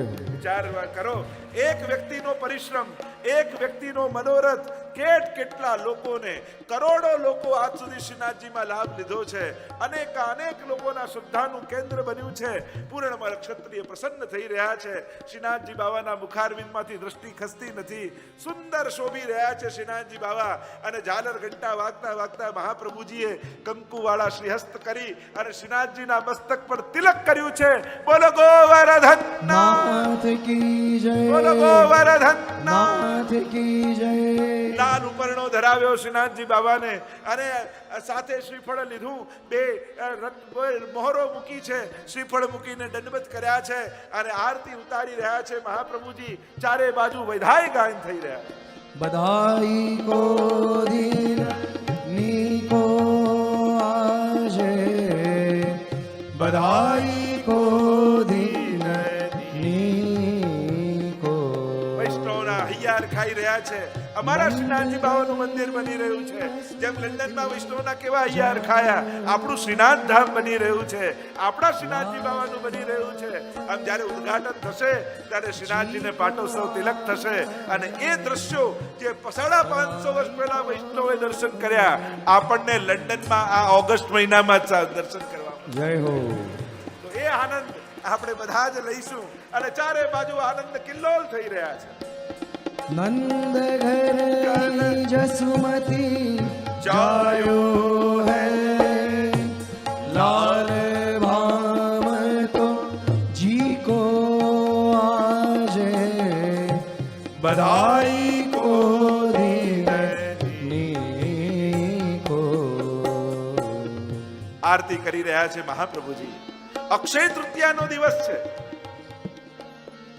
જ્યાં પૂર્ણમલ ક્ષત્રિયની સામે મહાપ્રભુજીએ જોયું, ચોધાર આંસુ આંખમાંથી સરી રહ્યા.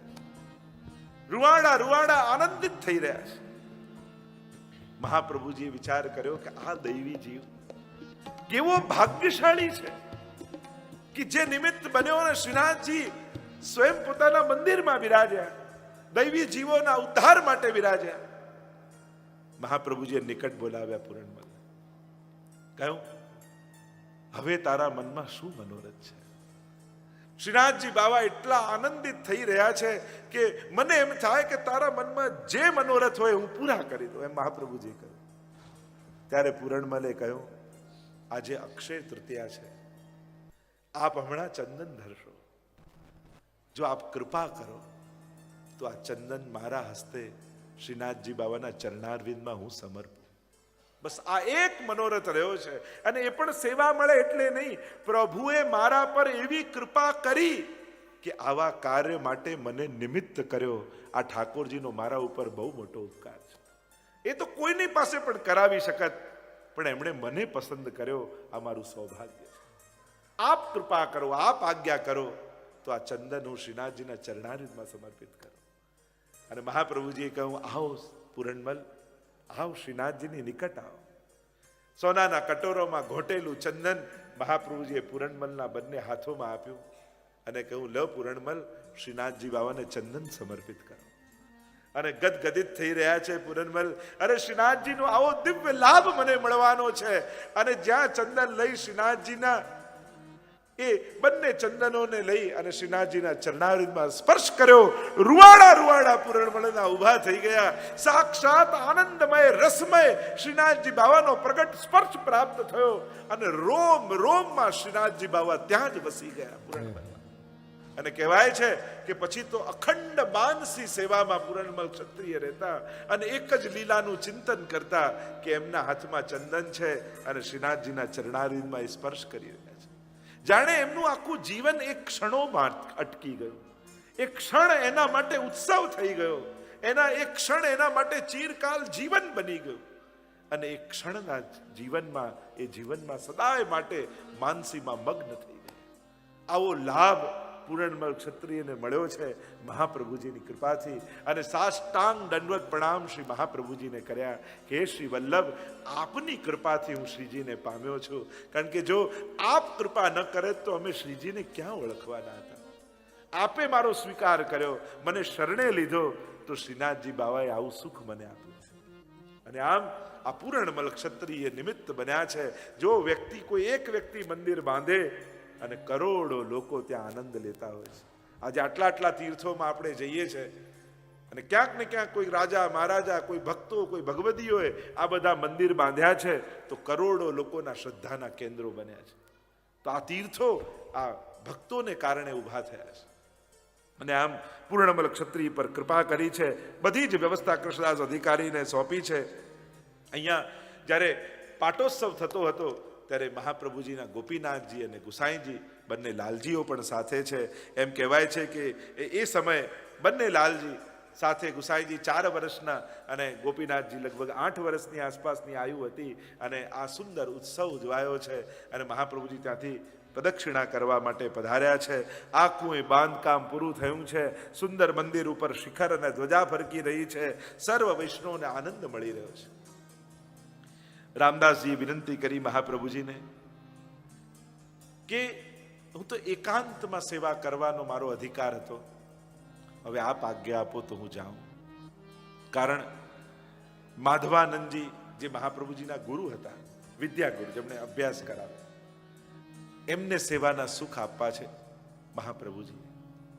અને એટલા માટે રામદાસજીએ વિદાય લીધી અને માધવાનંદજીને સેવા મળી. શ્રીનાથજી બાબા સેવા તો મળી, ખૂબ લાલ લડાવે છે, પણ મૂળમાં મર્યાદા માર્ગી ભક્ત છે. ચંદનની સેવામાં એમને ખૂબ આસક્તિ છે. ચંદનની સેવા સમર્પિત કરે અને 12 મહિના ચંદન ધરાવે. શ્રીનાથજી બાબાને થયું કે ઉષ્ણકાલમાં ધરાવે તો બરાબર, પણ શિયાળો હોય ત્યારે ચંદન. આમને આસક્તિ ચંદનની સેવામાં, એટલે જ્યારે પણ શિંગાર આદિ થઈ જાય એટલે પાછું ચંદન લાવે અને શ્રીનાથજી બાબાને થાય કે આ પાછું આવ્યું ચંદન. શ્રીનાથજી બાબા કે આ ભક્તનો મનોરથે પૂરો કરવો અને એને દુઃખ ન થાય, એની સેવા ન જાય, એવું પણ કંઈક કરવું. અને શ્રીનાથજી બાબા તો પરમ ચતુર, શું કરવું? એટલે યુક્તિ કરી. એકવાર માધવાનંદજી આવ્યા, શિંગારને બધું ધરાવ્યું અને પાછો ચંદનનો ડબરો કાઢ્યો અને શ્રીનાથજીને ધરાવવા જાય ત્યારે ઠાકોરજીએ કહ્યું કે માધવાનંદજી, આપ ચંદનની સેવા બહુ સુંદર કરો છો, આપના જેવી આવી સેવા કોઈ ન કરી શકે. પણ જ્યારે કરો જ છો ત્યારે મારો એવો ભાવ છે, મને એવી ઈચ્છા છે કે ચંદન ધરો જ છો તો પછી ઉત્તમમાં ઉત્તમ ચંદન ધરો. તો કે પ્રભુ આવું ઉત્તમ ક્યાં મળે? તો કે એમ કરો, દક્ષિણ ભારતમાં મલિયાગીરી પર્વત છે અને ત્યાં ઉત્તમમાં ઉત્તમ ચંદનના વૃક્ષો થાય, એટલે એવું કરો કે આપ ત્યાં જાઓ અને મલિયાગીરી પર્વતમાંથી ચંદનનું લાકડું લો અને પછી ઘસીને મને ધરાવ તો મને આનંદ થાય. અને એમને તો ચંદનની સેવામાં એવી આસક્તિ, જરૂર પ્રભુ એવું જ કરીશ એમ કરીને ચાલ્યા, સેવા છોડી બીજાને સોંપી અને પોતે ચાલ્યા દક્ષિણમાં. અને જ્યાં દક્ષિણમાં આવ્યા ત્યારે ઠાકોરજીએ ત્યાં જતાવ્યું કે તમને ચંદનની સેવામાં આસક્તિ છે ને, તો ત્યાં મારું હેમ ગોપાલ નામનું સ્વરૂપ છે. આપણે ઉટીથી મૈસૂરના રોડ પર જઈએ ને તો ત્યાં હેમ ગોપાલજીનું બહુ પ્રાચીન મંદિર છે. અને ત્યારે શ્રીનાથજીએ કહ્યું કે એ મારું જ સ્વરૂપ છે દક્ષિણમાં, તમે એમની ચંદન નિત્ય ધરાવજો તો ત્યાં મલિયા પર્વત પર બિરાજમાન ઠાકોરજી પ્રસન્ન થશે અને તમે ત્યાં સેવા કરો. અને અહીંયા સેવાના રામદાસ ભીતરિયા આદિ આવ્યા સેવામાં. પરમાનંદદાસજી મહાપ્રભુજીના સેવક થયા. અષ્ટસખામાંના પરમાનંદદાસ મહાપ્રભુજી પધાર્યા છે કુંભમાં અને ત્યાં કીર્તન આદિ થાય છે પ્રયાગમાં. પરમાનંદદાસજી શરણે આવ્યા, વિનંતી કરી કે કનોજમાં મારું ગામ છે, આપ પધારો. પરમાનંદદાસજીના ઘરે પધાર્યા મહાપ્રભુ. ગાદી તકિયા ઉપર બિરાજ્યા છે અને પરમાનંદદાસને કહ્યું, પરમાનંદદાસ કછું કીર્તન ગાઓ. અને પરમાનંદદાસજીએ ગાયું, હરી તેરી લીલા કી સુધી આવે. પ્રભુ આપની લીલાની સુધી આવે છે. અને આ કીર્તન સાંભળતાની સાથે મહાપ્રભુજી મૂર્છિત થઈ ગયા. હરી હરી તેરી લીલા લીલા કી સુધી આવે, હરી તેરી લીલા કી સુધી આવે, હરી તેરી લીલા કી સુધી આવે, હરી તેરી લીલા કી સુધી આવે. જ્યાં કીર્તન મહાપ્રભુજી સાંભળ્યું, મહાપ્રભુજી મૂર્છિત થઈ ગયા. 3 દિવસ સુધી મૂર્છિત રહ્યા. આપણે ત્યાં કહેવાય રાસના 3 સ્થાન છે, ગિરિરાજજી, વૃંદાવન અને યમુનાજી. એક દિવસ એક લીલામાં મહાપ્રભુજી મગ્ન રહ્યા. અને પછી પરમાનંદદાસજીને થયું કે હવે વિરહનું પદ ક્યારે મહાપ્રભુજી આગળ નહીં ગાઉં, કારણ કે શ્રી મહાપ્રભુજીથી વિરહ સહન નથી થતો અને લીલામાં પધારી જાય તો. પરમાનંદદાસજી પર કૃપા કરી છે, એમને સેવાના દાન મહાપ્રભુજી આપ્યા કે તમે શ્રીનાથજીની સન્મુખ કીર્તન ગાન કરજો. અને આમ કરી કીર્તનની સેવા મળી પરમાનંદદાસજીને અને પરમાનંદદાસજીને સ્વીકાર કર્યા. આગળ કુંભનદાસજી પર કૃપા કરવા માટે ઠાકોરજી એક દિવસ લીલા કરી. મંદિર તો બંધાયું, પણ હવે ઇતિહાસમાં અનેક ઘટનાઓ ઘટી છે. ઔરંગઝેબ નામનો રાજા બાદશાહ જેટલા મંદિરો હતા તોડવાના ફરમાન કરી દીધા એ સમયે. અને કહેવાય છે કે એ કાળમાં, એ પીરિયડમાં, ઔરંગઝેબના પીરિયડમાં જો કોઈ હિન્દુ મંદિર બન્યું હોય તો આ શ્રીનાથજીનું એકમાત્ર મંદિર બન્યું છે. જો તમે ઐતિહાસિક જો પરિપ્રેક્ષમાં અર્થઘટન અને પેલું ઐતિહાસિક દૃષ્ટિકોણમાં જુઓ તો એ સમય જ્યારે મંદિરો તૂટી રહ્યા હતા ત્યારે જે છે એને બચાવવાના મુશ્કેલ હતા. ત્યારે સમયે કોઈ નવા મંદિર નહોતા બંધાયા, પણ કેવલ ને કેવલ શ્રીનાથજીનું મંદિર એ પીરિયડમાં બંધાયું. તો ઔરંગઝેબ જ્યારે મંદિરો તોડવા લાગ્યા બધાને, અને ફરમાન પહોંચી ગયું કે અમે તોડવા માટે ત્યાં આવી રહ્યા છે, કરવું શું? અને અહીંયા વ્રજભક્તોનો મનોરથ છે કે હે શ્રીનાથજી બાબા, આપ મંદિરમાં તો બિરાજો છો, પણ ટોડકા ઘના નામની એક જગ્યા છે, આજે પણ વ્રજમાં છે. ટોડકો ઘનો કહેવાય. ઘનો એટલે બહુ ગીચ અને કાંટા, ચારે બાજુ કાંટાના ઝાડ, એનું નામ છે ટોંડકો ઘનો. એ જગ્યાનું નામ છે. ચારે બાજુ એટલી કાંટાની ગીચ ઝાડીઓ અને વચમાં રાસનો ચોતરો છે. અને વ્રજભક્તોએ મનોરથ કર્યો છે. અહીંયા બધા વૈષ્ણવોને ચિંતા થઈ, પ્રભુને તો કોઈનો ડર ન હોય, પણ પ્રભુ કોઈ લીલા કરે તો કાંઈક ને કાંઈક કોઈકને પ્રેરિત કરે. અને એમ થયું કે અમે આવી રહ્યા છીએ ત્યાં તોડવા માટે. બધાને એમ થયું કે અરે મંદિરની સાથે શ્રીનાથજીને પણ શ્રમ પડશે તો શું કરીએ? બધા કુંભનદાસ આદિ બધા જ ભેગા થયા, કૃષ્ણદાસ અધિકારી આદિ, અને કહ્યું કે આ શ્રીનાથજી બાવાને કુંભનદાસ પાસે એક પાડો છે, એની ઉપર બિરાજમાન કરીએ. અને જ્યાં સુધી આ ઉપદ્રવ ચાલી રહ્યો છે ત્યાં સુધી શ્રીનાથજી બાવાને આ ટોંડના ઘનામાં પધરાવીએ. આ કાંટાની ઝાડીની વચ્ચે ગીચ જે કુંજ છે એમાં ઠાકોરજી બિરાજે તો કોઈને ખબર નહીં પડે કે શ્રીનાથજી ક્યાં બિરાજી રહ્યા છે.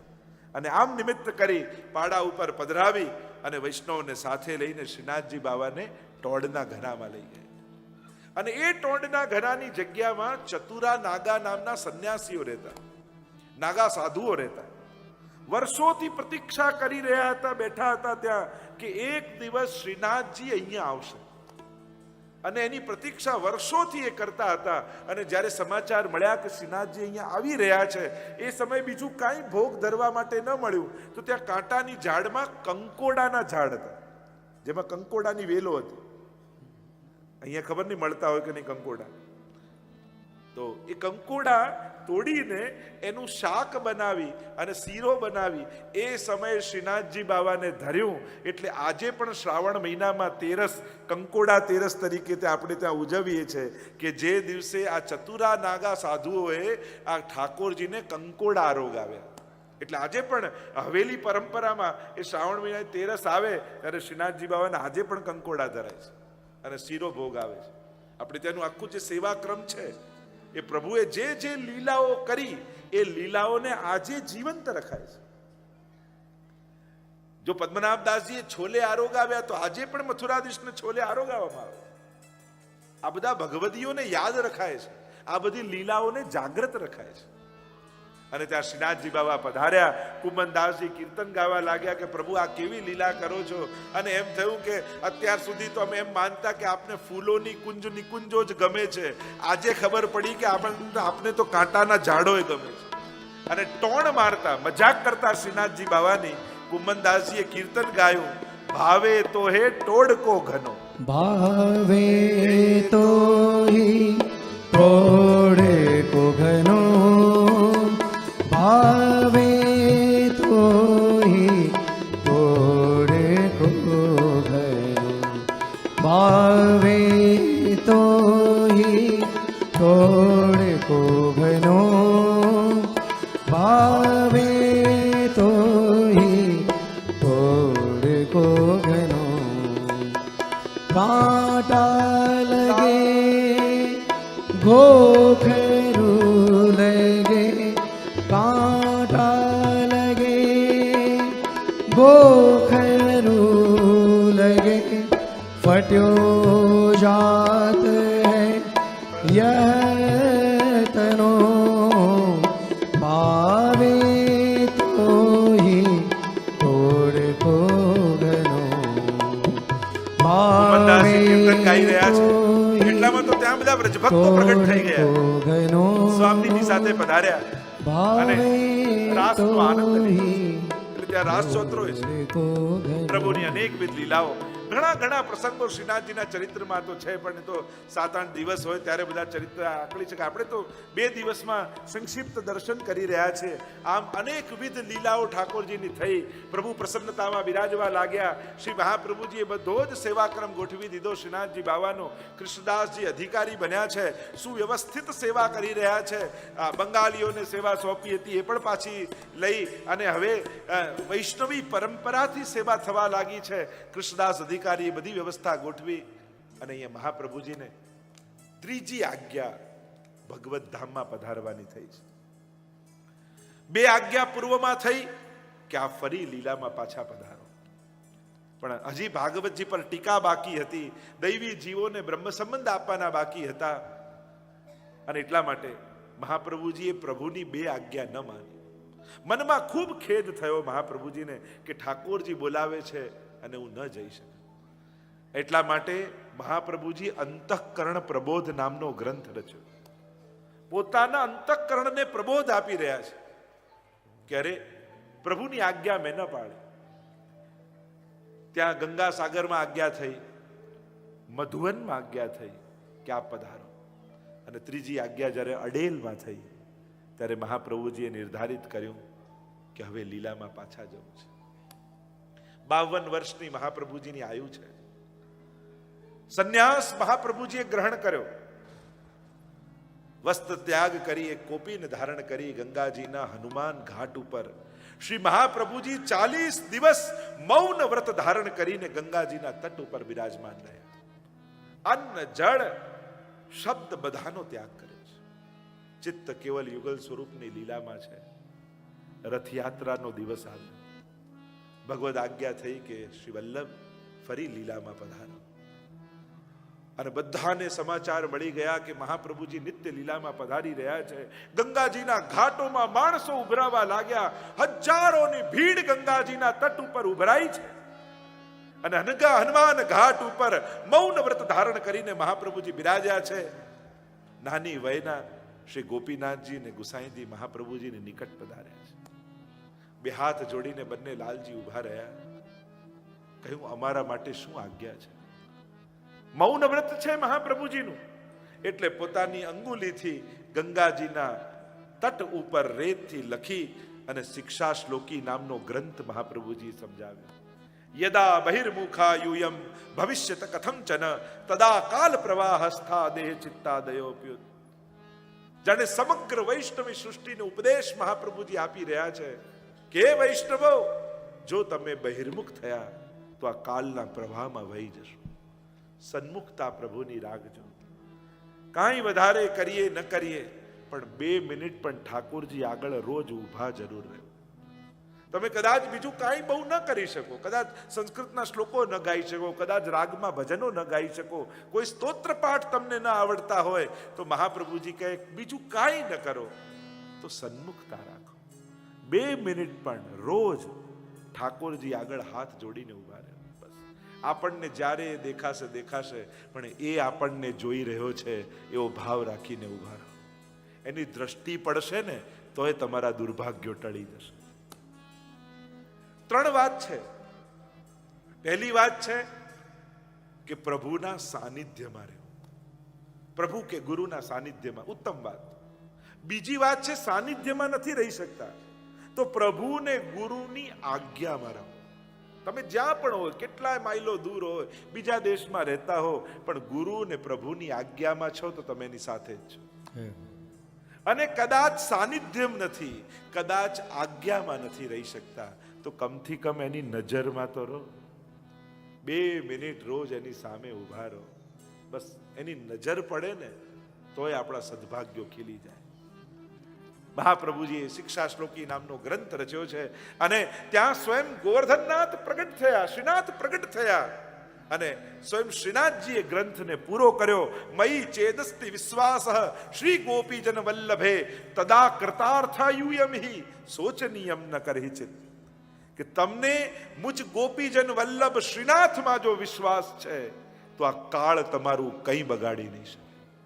એવો વચન, એવો ભરોસો સ્વયં શ્રીનાથજીએ એ સમય આપ્યો છે. અને ગંગાજીના ઘાટના એક એક પગથિયા ઉતરતા ઉતરતા ઉતરતા ઉતરતા કટી સુધી મહાપ્રભુજી ગંગાજીના જલમાં બિરાજમાન થયા અને એક તેજ પુંજ રૂપે મહાપ્રભુજી પધાર્યા અને ત્યાં ગોલોકમાં બિરાજતા યુગલ સ્વરૂપના હૃદયમાં જઈને નિવાસ કરી લીધો. એ પ્રગટ દર્શન, ત્યાં હજારો વૈષ્ણવ ઉભા હતા, એમને પ્રગટ સ્વરૂપે મહાપ્રભુજીના આ તેજ પુંજ રૂપે દર્શન થયા. અને એ નિત્ય લીલામાં યુગલ સ્વરૂપના હૃદય સૌંદર્યમાંથી પ્રગટેલું એ અલૌકિક સ્વરૂપ પુનઃ એ યુગલ સ્વરૂપમાં પ્રાપ્ત થયું. પણ દૈવી જીવો માટે તો આજે પણ મહાપ્રભુજી ભૂતલ પર પ્રગટ બિરાજે છે. અને અહીંયા મહાપ્રભુજી પધાર્યા. ગોપીનાથજી આપના જ્યેષ્ઠ લાલજી, એમને લાલજી થયા પુરુષોત્તમજી. દિવસો વીત્યા. ગોપીનાથજીનો ભગવદ લીલામાં પ્રવેશ થયો, ભગવદ ધામમાં પ્રવેશ થયો. એમના લાલજી પણ લીલામાં પ્રવેશ્યા અને શ્રીનાથજીની સેવાની જવાબદારી આવી ગુસાઈજી ઉપર.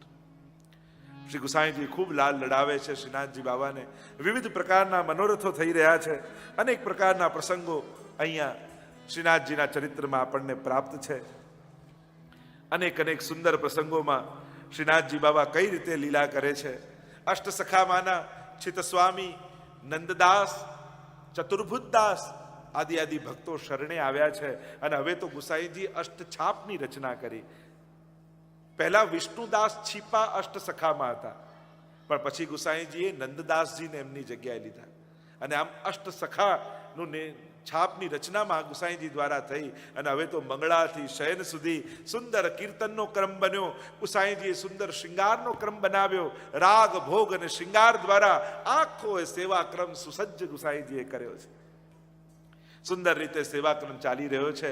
અનેક પ્રસંગો આવે છે. ચિત્તસ્વામી જેમણે ગુસાઈજીની પરીક્ષા કરી હતી, ખોટો નારિયેળ ને ખોટો રૂપિયો લઈને ગયા, જોઈએ ખબર પડે છે કે નહીં, અને ગુસાઈજીએ ખોટાને સાચો કરી દીધો.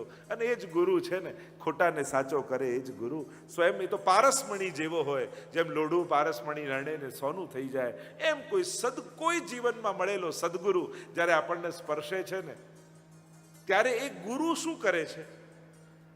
આપણને કામનાઓના સ્તરમાંથી કાઢી ભાવનાઓના સ્તરમાં પહોંચાડી દે છે. અત્યારે આપણું સ્તર કામનાઓનું છે. આ કામના, પેલી કામના, આ ઈચ્છા, આ કામના, લાલસાઓ ને કામનાઓમાં ફસાયેલો વ્યક્તિ, એ જ વૃત્તિઓ ભગવત પરક થઈ જાય તો એ જ કામનાઓ ભાવનાઓ બની જાય. પ્રભુ માટે હવે આ પ્રભુનું મંદિર, પ્રભુ માટે પછી એ જ કામના જ્યારે ભાવના બને એ જ ઉદ્ધારક બની જાય છે. બસ ગુરુ આ કામ કરે છે. ગુરુનો સ્પર્શ, ગુરુના વિચારનો સ્પર્શ, ગુરુની ભાવનાનો સ્પર્શ કામનાના સ્તરમાંથી કાઢી ભાવનાના સ્તરમાં પહોંચાડી દે છે. અને પછી એ જ આંખ જે સંસાર જોતી હતી, પછી એ જ સંસારમાં એ ભગવાન જોવા લાગે છે. પછી એ જ આંખ જે વ્યક્તિઓ જોતા હતા, એ જ વ્યક્તિઓમાં એને વૈષ્ણવ દેખાવા લાગે છે. એ જ ભગવાનની મૂર્તિમાં એને ભગવાનનું સ્વરૂપ દેખાવા લાગે છે. દુનિયા એ જ રહે છે, વ્યક્તિ બદલાઈ જાય છે. અને સૌથી મોટો ચમત્કાર એ જ છે, સંજોગો બદલાય એ ચમત્કાર નથી, સમજણ બદલાય એ ચમત્કાર છે. સંજોગો તો કોઈના બી બદલાઈ શકે છે, પણ જો સમજણ કાચી રહી ને તો સારા સંજોગો પણ પતનનું કારણ બની જાય. સમજણ જેની સારી નથી એને જો સારા સંજોગો મળ્યા ને બહુ પૈસો મળ્યો ને બહુ અનુકૂળતા મળી, એ પૈસો જ એના પતનનું કારણ બની શકે છે. પણ જો સમજણ સારી હશે ને તો નબળા સંજોગોમાં પણ માણસ આનંદથી જીવી જાય છે. એટલે સંજોગો સુધરે એવું ન માંગતા ભગવાન પાસે સમજણ સુધરે એવું માંગજો કે પ્રભુ મને ઉત્તમ સમજણ આપજે. જો સારી સમજણ રહી તો વિપરીત સંજોગોને પણ હું પાર કરી દઈશ. પણ જો સમજણ સારી ન રહી તો દુઃખો હું જાતે જ ઊભા કરી લઈશ. ઘણી વાર એવું થાય ને, માણસ દુઃખો એને આવે નહીં, એ પોતે જ ઊભા કરી લે. કઈ નહીં તો સ્વભાવથી છેલ્લે દુઃખી થઈ જાય. ઘણા લોકોને જોઈને બધું ભગવાને અનુકૂળ કર્યું હોય પણ એવો સ્વભાવ થઈ ગયો હોય કે પોતે જ દુઃખ ઊભા કરે. જો સંજોગો દુઃખી કરે તો સમજાય, પણ પ્લીઝ સ્વભાવથી દુઃખી ન થતા. સ્વભાવથી દુઃખી થવું એટલે પોતાના જ પગને કુહાડી પર મારવું એ બરાબર છે. ઘણી વાર આપણે જ દુઃખો ગોતી લઈએ ને ઊભા કરી લઈએ. તો અહીંયા ગુચ્છિત સ્વામી પર કૃપા કરી ગોવિંદ સ્વામી સ્વયં શરણે આવ્યા મહાપ્રભુજી શ્રી ગુસાઈજીના અષ્ટસખામાંના. અને નંદદાસજી એક સ્ત્રીને ઉભેલી જોઈને એવા મોહિત થઈ ગયા, કારણ પરમ સૌંદર્યનું આકર્ષણ હતું, પણ એ ઓળખ્યા નહીં એટલે નાના નાના સૌંદર્યમાં આકર્ષિત થવા લાગ્યા. પણ જે દિવસે શ્રીનાથજીને જોયા સમજાઈ ગયું કે સૌંદર્ય કોને કહેવાય, સુંદરતા કોને કહેવાય. બાકી બધી જ સુંદરતા તુચ્છ લાગવા લાગી, કારણ કે પ્રભુથી અધિક સુંદર. મધુરાધિપતે અખિલમ મધુરમ, એ અખિલમ મધુરમ એવા શ્રીનાથજીને જોયા એટલે બધેથી પછી રસ ઉડી ગયો અને શ્રીનાથજીમાં મન લાગી ગયું. અને આમ અષ્ટસખાની સ્થાપના થઈ છે. ચતુર્ભુજદાસ કુંભનદાસજીના દીકરા એ શરણે આવ્યા. એકવાર શ્રીનાથજી બાબાએ કુંભનદાસને કહ્યું કે કુંભન ચલ માખણ ચોરી કરવે ચલ. અને કુંભનદાસજીને પોતાની જોડે લઈ ગયા. લઈ તો ગયા, એક ગોપીના ઘરમાં ઘૂસ્યા. કુંભનદાસજી દરવાજા પાસે ઊભા છે ને કહ્યું કે તું દરવાજા પાસે ઊભો રહે ને જોતો રહે, કોઈ ગોપી આવતી તો નથી ને.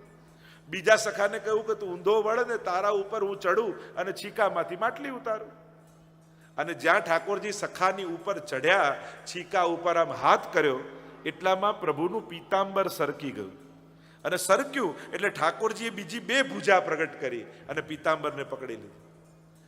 અને આમ દૂર ઉભેલા કુંભનદાસજીને ચતુર્ભુજ રૂપે દર્શન થયા. અને જ્યાં કુંભનદાસ ઘરે ગયા એટલામાં એમને સમાચાર મળ્યા કે તમારે ત્યાં બાળકનો જન્મ થયો છે. અને કુંભનદાસજીના મનમાં તો એ જ ચતુર્ભુજ દર્શન શ્રીનાથજીના સ્મરણ ચાલતું હતું. એટલે કહ્યું કે ઠાકોરજી આજે એવી કૃપા કરી એટલે મારા બાળકનું નામ હું ચતુર્ભુજદાસ રાખું છું. અને આમ કરી એમણે પોતાના પુત્રનું નામ ચતુર્ભુજદાસ રાખ્યું. તો અષ્ટ સખામાંના એક સખા ચતુર્ભુજદાસ પણ થયા. એકવાર શ્રીનાથજીએ બધાને ભેગા કર્યા અને ભેગા કર્યા અનેક અનેક પ્રસંગો અહીંયા વર્ણિત છે અને કહ્યું, કુમનદાસ, રામદાસ, કૃષ્ણદાસ બધા. અરે શું છે બાવા, આપ આવા ઉતાવળા અમને કેમ બોલાવો છો? ત્યારે શ્રીનાથજી બાબાએ કહ્યું કે મારે એક ઉત્સવ ઉજવવો છે. આપને કયો મનોરથ કરવો છે? આપના મનોરથ અમે કરીએ, આપને કયો મનોરથ? ત્યારે શ્રીનાથજી બાબાએ કહ્યું કે કાલે ગુસાઈજીનો ઉત્સવ છે અને મારો જન્મદિવસ આવે તો ગુસાઈજી તો કેવા ધામધૂમથી ઉજવે, કેવો ઉત્સવ કરે, કેવી સામગ્રી આરોગાવે. જો મારો ઉત્સવ ગુસાઈજી ઉજવતા હોય તો મારે ગુસાઈજીનો ઉત્સવ મનાવવો છે. અચ્છા બાબા, તો કઈ રીતે મનાવીશું? તો કે ગુસાઈજી રસરૂપ છે, તો એમનું જેવું સ્વરૂપ છે એવી સામગ્રી એ જલેબી છે. એમ કરો, બધા ચૂન ખાંડ બધું જ ભેગું કરો, મેદો લઈ આવો, બધા ખાંડ લઈ આવો, ઘી લઈ આવો અને ખૂબ જલેબી બનાવો અને મને આરોગાવો અને વૈષ્ણવમાં વાંટો. બધા જ વૈષ્ણવ ભેગા મળ્યા. અરે કેમ કરીને ઉજવવો? શ્રીનાથજીનો મનોરથ છે. કોઈએ કહ્યું કે 2 મોહર હું આપીશ. કુમનદાસે કહ્યું મારે ત્યાં આ બધા પાડી આદિ છે, વેચી દઉં, 5 રૂપિયા મારી પાસે આવ્યા, 5 રૂપિયા મારા લખી લો. કોઈ કે ઘી હું લઈ આવીશ, કોઈ કે મેદો હું લઈ આવીશ, કોઈ કે ખાંડ હું લઈ આવીશ. બધા વૈષ્ણવે થોડી થોડી સામગ્રી ભેગી કરી અને નક્કી કર્યું કે કાલે શ્રીનાથજી બાવાનો પોતાનો મનોરથ છે કે ગુસાઈજીનો ઉત્સવ ઉજવવો છે. જો આપણે ત્યાં એટલે જ વલ્લભકુલના જન્મદિવસ ઉજવાય છે, કારણ કે એની શરૂઆત સ્વયં ઠાકોરજીએ કરી હતી, શ્રીનાથજીએ કરી હતી અને શ્રીનાથજીના પ્રસન્નતા કારણે આપણે ત્યાં વલ્લભકુલના જન્મદિવસો ઉજવીએ છીએ. અને બીજા દિવસે તો બધાને ભેગા કર્યા છે, સામગ્રી બધી આવી ગઈ છે. કહ્યું કે બને એટલી જલેબી સિદ્ધ કરો, રસરૂપા છે, મધુર છે. અને પછી તો જલેબીઓ કઢાઈ ચડી રહી છે, 1 2 2.5 1 2 2.5 1 2 2.5 જલેબીઓ બની રહી છે, ટોકરા ને ટોકરા ને ટોકરા ને ટોકરા. અને ગુસાઈજી રોજ ગોકુલ બિરાજતા અને ગોકુલમાં ઠાકોરજીની સેવા કરી બપોર પછી શ્રીનાથજી આવતા, જતીપુર આવતા. તુરંગ ચાલે વાયુ વેગે ઉતાવળો, જેમ નૌકા ચાલી સિંધુ તરવા. ગોપાલદાસજી 7મા આખ્યાનમાં આખું વર્ણન કર્યું છે. આજે ધરવાના શિંગાર વસ્ત્ર બધું લઈ અને ગુસાઈજી પધારી રહ્યા છે અને જ્યાં મંદિરની અંદર પધાર્યા અને જુએ તો જલેબીના ટોકરાના ટોકરા, ટોકરાના ટોકરા, ટોકરાના ટોકરા શ્રીનાથજી બાબાને ભોગ આવેલા છે. અને આશ્ચર્ય થયું ગુસાઈજીને. અરે પૂછું, બાબા આજે કયો એવો દિવસ છે કે આટલી બધી સામગ્રી આપને આરોગાવી છે? અને ત્યારે શ્રીનાથજી બાબાએ કહ્યું, અરે ગુસાઈજી, આપને જન્મદિવસની વધાઈ હો, આપનો જન્મદિવસ છે અને આપનો જન્મદિવસ મારે ઉજવવો. આપણે હવે આ સરપ્રાઈઝ આપીએ છીએ ને બર્થડેની, સૌથી પહેલી સરપ્રાઈઝ પાર્ટી સ્વયં શ્રીનાથજી આપી હતી ગુસાઈજી, કે ગુસાઈજીનો જન્મોત્સવ ઉજવ્યો અને કહ્યું કે આપનો જન્મદિવસ મારે મનાવવો છે. અને આમ બધા વૈષ્ણવે ભેગા મળીને ઉજવ્યો. ઘણી વાર લોકો પ્રશ્ન કરે કે આમ બધાનું થોડું થોડું લઈને ભેગું મળીને આ રીતે મનોરથ કરાય? અરે આ મનોરથની શરૂઆત જ શ્રીનાથજીએ કરી હતી. સૌથી પહેલો આવો મનોરથ કે દરેક વૈષ્ણવની સામગ્રી અંગીકાર થાય અને મનોરથ ઉજવાય, એવો સૌથી પહેલો મનોરથ ક્યાંક થયો હોય તો ગુસાઈજીનો ઉત્સવ ઉજવાયો છે અને શ્રીનાથજી બાબાએ ઉજવ્યો છે. તો આપણે ત્યાં મનોરથ એને કહેવાય કે દરેકની કણિકા કણિકા કણિકા સામગ્રી શ્રીનાથજીને અંગીકાર થાય અને શ્રીનાથજી બાબા પ્રસન્નતામાં બિરાજે. આમ એકવાર શ્રીનાથજી બાબા મેવાડના રાજા અને એમની દીકરી અજબ કુંવરીબાઈ, મીરાબાઈના પિતરાઈ બહેન થાય, કઝિન સિસ્ટર થાય. ગુસાઈજી ત્યાં પધાર્યા. અજબ કુંવરીબાઈએ બ્રહ્મ સંબંધ લીધો અને ગુસાઈજી એવા આશીર્વાદ આપ્યા કે તને શ્રીનાથજી બાબા સદાય કૃપા કરશે તારા ઉપર. ગુસાઈજી ત્યાં બિરાજ્યા અને એવી આસક્તિ ગુરુના ચરણમાં થઈ અજબ કુંવરીબાઈને. અને ગુસાઈજી જ્યારે પધારવા લાગ્યા ત્યારે ચરણોમાં પડી ગયા. અજબ કુંવરીબાઈ કે પ્રભુ, આપના વગર હું કેમ જીવીશ? આપના વગર હું નહીં રહી શકું, આપના દર્શન વગર મારાથી નહીં જીવાય. અને ત્યારે ગુસાઈજીએ પોતાની પાદુકાજી પધરાવી અને કહ્યું કે જ્યારે પણ તું આ પાદુકાજીને દંડવત કરીશ ત્યારે તને સાક્ષાત મારો અનુભવ થશે અને મારા આશીર્વાદ તને છે કે તારા ઉપર શ્રીનાથજીની કૃપા સદાય રહેશે. અને ગુસાઈજી એવી કૃપા કરી કે રોજ શ્રીનાથજી બાબા છેક વ્રજમાંથી આ મેવાડમાં, અને પરમ ભક્તા હતા અને રાજા પિતા નારાજ થયા એટલે ઘરેથી કાઢી મૂક્યા તો ગામની બહાર એક નાનકડી કુટિયા બાંધીને આજબ કુંવરીબાઈ રહેતા. અને રોજ શ્રીનાથજી બાબા છેક વ્રજમાંથી અહીંયા અજબ કુંવરીબાઈની ઝૂંપડીમાં પધારતા અને ત્યાં અજબ કુંવરીબાઈને કહેતા કે ચલ ચોપાટ રમી. આજે પણ તમે હવેલીમાં દર્શન કરવા જાઓ ને તો ખંડપાટ હોય ઠાકોરજીની આગળ, અને એ પાટમાં ચોપાટ મૂકવામાં આવે. એ ચોપાટ આ અજબ કુંવરીબાઈની ભાવથી મૂકવામાં આવે છે.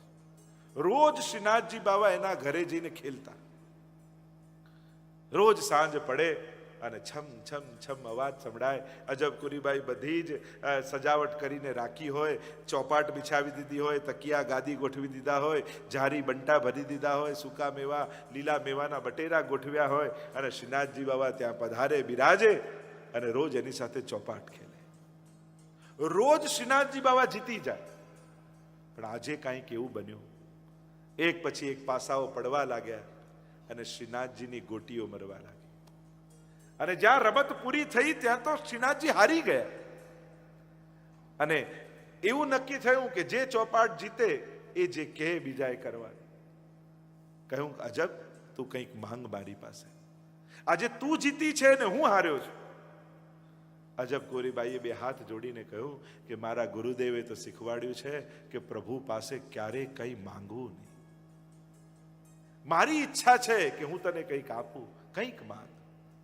અને ત્યારે ઠાકોરજી આગ્રહ કર્યો ત્યારે અજબ કુંવરીબાઈએ કહ્યું કે આપ માંગવાનું કહો છો તો એટલું માંગુ છું કે આજ પછી કાયમ માટે આપ અહીંયા જ બિરાજી જાઓ. અને ત્યારે શ્રીનાથજીએ કહ્યું કે અજબ તુને ये कहा मांग लियो. ત્યાં શું માંગી લીધું? પણ તે માંગ્યું છે તો હું વચનેથી પાછો નહીં ફરું, પણ હજી 100 વર્ષ મારે વ્રજમાં બિરાજવાનું છે. 100 વર્ષ પછી હું તને વચન આપું છું, તારી આયુ અત્યારે 25 વર્ષની છે અને ત્યારે તું 125 વર્ષની હોઈશ. અને એવી લીલા ત્યાં થશે કે હું છેક વ્રજમાંથી મેવાડ તારી આ ઝૂંપડીમાં આવીને કાયમ માટે બિરાજી જઈશ. એટલે કે આજે નાથદ દ્વારામાં જે નિજ મંદિર છે ને એ બીજું કોઈ ઘર નથી, એ અજબ કુંવરીબાઈની કુટિયા છે. ઘણી વાર લોકો એમ કે આટલી ભીડ થાય તો તોડીને બધું મોટું કેમ કરી નાખતા નથી? કારણ કે આ દરેક વસ્તુ ત્યાં ભાવાત્મક છે. સિંહપોલ, હાથીપોલ, કમલ ચોક, નિજ મંદિર, તિબારી, ત્યાં દરેક વસ્તુની ભાવનાઓ છે. એટલે કેવલ લોકોની વ્યવસ્થા માટે આ ઐતિહાસિક વસ્તુઓ તોડીને મોટું ન કરી નખાય. આપણે આપણા દૃષ્ટિકોણથી જોઈએ કે આ તોડીને દર્શન કરવાનો મોટો હોલ કરી નાખો જોઈએ, આમ કરી નાખો જોઈએ. અરે પણ દરેક વસ્તુ ઐતિહાસિક છે. તમે તાજમહેલમાં જાઓ ને ભીડ બહુ થઈ જાય, તમે કહો આ તોડીને મોટો દરવાજો કરી નાખો, તમે કહો ના પ્રિઝર્વ કરો, આ તો બધું ઐતિહાસિક છે. એમ શ્રીનાથજીનું મંદિરમાં પણ એક એક સ્થાન ઐતિહાસિક છે. આ જે નાનકડું નિજ મંદિર છે એ વચન આપેલું છે શ્રીનાથજી અજબ કુંવરીબાઈને કે કાયમ માટે હું અહીંયા આવીને બિરાજીશ. અને એ અજબ કુંવરીબાઈનું ઘર છે કે શ્રીનાથજી પોતાનો મહેલ છોડી અને આમ અજબ કુંવરીબાઈનું વચન નિભાવવા માટે એની કુટિયામાં આવીને બિરાજ્યા છે. 100 વર્ષનો અંતરાય છે એમ કહ્યું. અને શ્રીનાથજી બાબા રોજ પધાર્યા છે અહીંયા. એકવાર દુર્ગાવતી રાણી હતા, ગઢાના રાણી, અને એને થયું કે ગુસાઈજીનું સુંદર ઘર હું બનાવું, મારા ગુરુનું સુંદર ઘર બાંધું. અને આમ વિચાર કરી એમણે મથુરામાં સતઘરા બાંધ્યું. તમે જો મથુરાની યાત્રા કરો ને તો ત્યાં સતઘરા નામનું સ્થાન આવે છે. એટલે કે સાતે લાલજીઓ સાતે સ્વરૂપ સાથે ગુસાઈજીની જોડે બિરાજે એવું એક ઘર. 7 ઘર પણ એક જ ઘરમાં, એનું નામ પડ્યું સતઘરા. જો આ ગુસાઈજીની ફિલોસોફી કે સાતે લાલજી સાતે સ્વરૂપ સાથે એક જગ્યાએ બિરાજે. પણ આપણે લોકો તારું આ ઘર ને મારું આ ઘર ને તારી આ ગાદી ને તારી પેલી ગાદી, આ બધા ભાગલાઓ આપણે પાડીએ છીએ. ગુસાઈજીની તો વિચારધારા એ હતી કે એક જ ઘરમાં સાતે લાલજી બિરાજે, એક જ ઘરમાં સાતે સ્વરૂપ બિરાજે. અને એટલા માટે વ્યવસ્થાઓને ભાગલા સુધી ન લઈ જાઓ. આ બધા ભાગલા નથી, વ્યવસ્થાઓ છે. બધા આપણા નથી. મથુરાધીશ આપણાની, વિઠ્ઠલનાથજી આપણાની, દ્વારકાધીશ આપણાની, સાતે સ્વરૂપ આપણાની. આ બધા 84-252 ના માથે જ બિરાજતા. તમે હવે એમ માનો છો કે આ વલ્લભકુલને ત્યાં ને પેલાને ત્યાં ને ફલાણાને ત્યાં, આ તો બધું પાછળથી થયેલું છે. બાકી આ બધા સ્વરૂપો 84,252 ઘરે જ બિરાજતા. અને એટલા માટે કોઈ સ્વરૂપ, કોઈ વલ્લભકુલ કોઈના માટે ભાગલાની બુદ્ધિ ન રાખતા. આ બધા વલ્લભનો પરિવાર છે એવો ભાવ કેળવો છે. અને આમ સતગરામાં એક વાર જ્યારે વિનંતી કરી ગિરધરજીએ, ગુસાઈજી પરદેશ કરવા માટે પધાર્યા હતા, અને ગિરધરજી જ્યારે પધાર્યા અને ગુસાઈજીને સુંદર નવું ઘર બન્યું છે એ શ્રીનાથજીને ખબર પડી, ત્યારે શ્રીનાથજીએ કહ્યું કે ગિરધરજી, ગુસાઈજીના પ્રથમ લાલજી ગિરધરજી, કે મેરે તુમારો ઘર દેખવે આનો. શ્રીનાથજીએ કહ્યું કે આવું સુંદર ગુસાઈજીનું ઘર બન્યું છે, મારે તમારું ઘર જોવા આવું છે. અને જ્યારે આવી આજ્ઞા કરી, ગિરધરજી તો પ્રસન્ન થઈ ગયા. આપણા ઘરે શ્રીનાથજી પધારે એનાથી મોટું બીજું શું હોય? એવા આનંદમાં આવી ગયા. બધી જ વ્યવસ્થા કરી છે, આખું ઘર સુસજ્જ કર્યું છે, અને શ્રીનાથજીને પધારવાની બધી વ્યવસ્થા કરી. સ્વયં ગિરધરજી પોતે ત્યાં ગિરિરાજજીની ઉપર ગયા, અને કહેવાય છે કે પોતાના ખભા ઉપર શ્રીનાથજીના સ્વરૂપને પધરાવી અને ચાલતા ચાલતા ગિરધરજી પધરાવીને મથુરા લાવ્યા છે. કેવું શ્રીનાથજીનું સ્વરૂપ અને કેવું સામર્થ્ય ગિરધરજીનું! અને પધરાઈને લાવ્યા, અને હોરીખેલના દિવસો ચાલતા હતા. આપણે કહીએ શ્રીનાથજીનો પાટોત્સવ, મહાવદ સાતમ, જેને શ્રીનાથજીનો પાટોત્સવ કહીએ છીએ, એ મહાવદ સાતમના દિવસે ગિરધરજીને ત્યાં સતગરામાં શ્રીનાથજી પધાર્યા, એટલે એને પાટોત્સવ કહીએ છીએ. અને એ જ દિવસે શ્રીનાથજી પણ પાટે પધાર્યા છે. અને ત્યાં ભારે હોરીખેલનો મનોરથ થયો છે. અબીર ગુલાલ ઉડ્યા છે. શ્રીનાથજી બાબા એવા પ્રસન્નતામાં પધાર્યા છે, અને ગુસાઈજીનો તો આખો પરિવાર આનંદમાં છે. અને કહેવાય છે કે એવો આનંદ બધાને થયો કે ઘરમાં જે કાંઈ હતું એ દિવસે બધું જ શ્રીનાથજીને સમર્પિત કરી દીધું, બધું જ આપી દીધું અને બધું ધરી દીધું. પણ એક નાનકડા બેટીજી હતા ને, એમની નાકમાં એક સોનાની ચૂક રહી ગઈ. અને શ્રીનાથજી કે જ્યારે બધું જ સમર્પિત કરવા બેઠા છો તો કે આ ચૂક પણ મને આપી દો. અને એ ચૂક પણ શ્રીનાથજીને સમર્પિત કરી દીધી, સર્વસ્વનું સમર્પણ કરી દીધું. અને ત્યાં તો જે નવા નવા મનોરથો રોજ થયા. આજે પણ આપણે દર્શન, આજ મનોરથના દર્શન કરવાના છે. આજે સાંજે સતગરામાં હોરીખેલનો ફૂલફાગનો મનોરથ. તો આ દર્શન તમને આજે થશે કે સાતે લાલજી, સાતે સ્વરૂપ બિરાજતા શ્રીનાથજી બિરાજમાન થયા, અને આનંદ કિલ્લોલ કર્યો છે. અને અહીંયા ગિરિરાજજી ઉપર રોજ ચતુર્ભુજ દાસ કીર્તન ગાવાની સેવા કરવા જાય તો ખરા, પણ મંદિરના દ્વાર બંધ જુએ. હૃદયમાં તાપ થાય કે શ્રીનાથજી મથુરા પધાર્યા છે, પાછા ક્યારે પધારશે? ગોવર્ધન વાસી સાવરે લાલ, તુમ બિન રહ્યો ન જાય. કીર્તન રચ્યું. श्री गोवर्धन वासी सांवरेला, तुम बिन रहो न जाय. व्रजराज लड़े ते लाड़ी ले, तुम बिन रहो न जाय. એવો તાપ ચતુર્ભુજ દાસને થયો કે પ્રભુ આપના વગર કેમ જીવાશે? એક માછલી પાણી વગર તરસે, એમ મારી આંખો આપના દર્શન વગર તડપી રહી છે. પ્રભુ પાછા પધારો. અને જ્યારે ચતુર્ભુજ દાસનો એવો તાપ જોયો, અને શ્રીનાથજી બાબાએ ગિરધરજીને કહ્યું, અબ મૂકું વાપસ જાનો, હવે મારે પાછા જવું છે. 2 માસ અને 21 દિવસ સુધી શ્રીનાથજી સતગરામાં બિરાજ્યા. અને નરસિંહ જયંતીના દિવસે શ્રીનાથજી બાબા પાછા પોતાના મંદિરે પધાર્યા. એટલે એ દિવસે 2 વાર રાજભોગ ઠાકોરજીને ધરવામાં આવે, કારણ કે સાંજ પછી પધારે. અને આમ એવી કૃપા સતગરામાં શ્રીનાથજી બાબાએ કરી. અનેક ઐતિહાસિક ઘટનાઓ ઘટી છે, અનેક કૃપા ભક્તો પર ઠાકોરજીએ કરી છે. રસખાનજી એક ચિત્ર જોયું શ્રીનાથજીનું, ને શ્રીનાથજી પાછળ પાગલ થઈ ગયા. ચારે બાજુ ગોતતા શ્રીનાથજીને પામ્યા. આખી અદ્ભુત ઘટનાઓના દર્શન અહીંયા થયા છે. માધુરીદાસ જેવી મણીની માળા ઠાકોરજી ધરી હોય એ ફૂલની માળા બનાવે.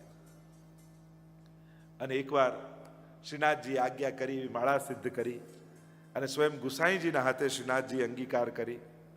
ત્રિપુરદાસ નામના ભક્ત, સાધન સંપન્ન, ખૂબ વૈભવ. એટલે જ્યારે શિયાળો આવે અને શિયાળામાં પોતે શ્રીનાથજી બાવાનું ગદ્દલ બનાવીને મોકલે, જે રજાઈટ શ્રીનાથજી બાવા ધરે ને ફરગુલ ગદ્દલ, અને કેવી જરદોશી વાળી સોનાની જરદોશી કરી હોય એવી સુંદર ગદ્દલ. એટલે જ્યારે પણ દેવ દિવાળીનો દિવસ આવે ત્યારથી આપણે ત્યાં શીતકાલ માનવામાં આવે, અને દેવ દિવાળીના દિવસથી, તુલસી વિવાહના દિવસથી આપણે ત્યાં ઠાકોરજીને ગદ્દલ અને અંગીઠી ધરવામાં આવે.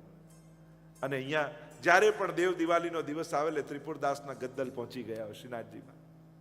દિવસો ફર્યા, વિપરીત સંજોગો આવ્યા, ઘરમાંથી દ્રવ્ય જતું રહ્યું, અને આવ્યો દેવ દિવાળીનો દિવસ નજીક. એટલામાં કોઈ વૈષ્ણવે કહ્યું કે ત્રિપુરદાસ, બધી વ્યવસ્થા થઈ ગઈ ને, ઠાકોરજીને પોતાની સેવા પહોંચાડી? અને જ્યાં આ શબ્દો પડ્યા કાનમાં, હૃદય ભરાઈ ગયું. આજ સુધી ઠાકોરજીને એવા સુંદર સુંદર ગદ્દલો સિદ્ધ કરીને મોકલ્યા, પણ હવે સામર્થ્ય રહ્યું નથી. પણ હા, સામર્થ્ય નથી, સેવાનો ભાવ તો છે. ભલે જરદોશીના ગદ્દલ ન ધરાવી શકું, પણ રંચક મારી સેવા તો પહોંચાડી શકું ને.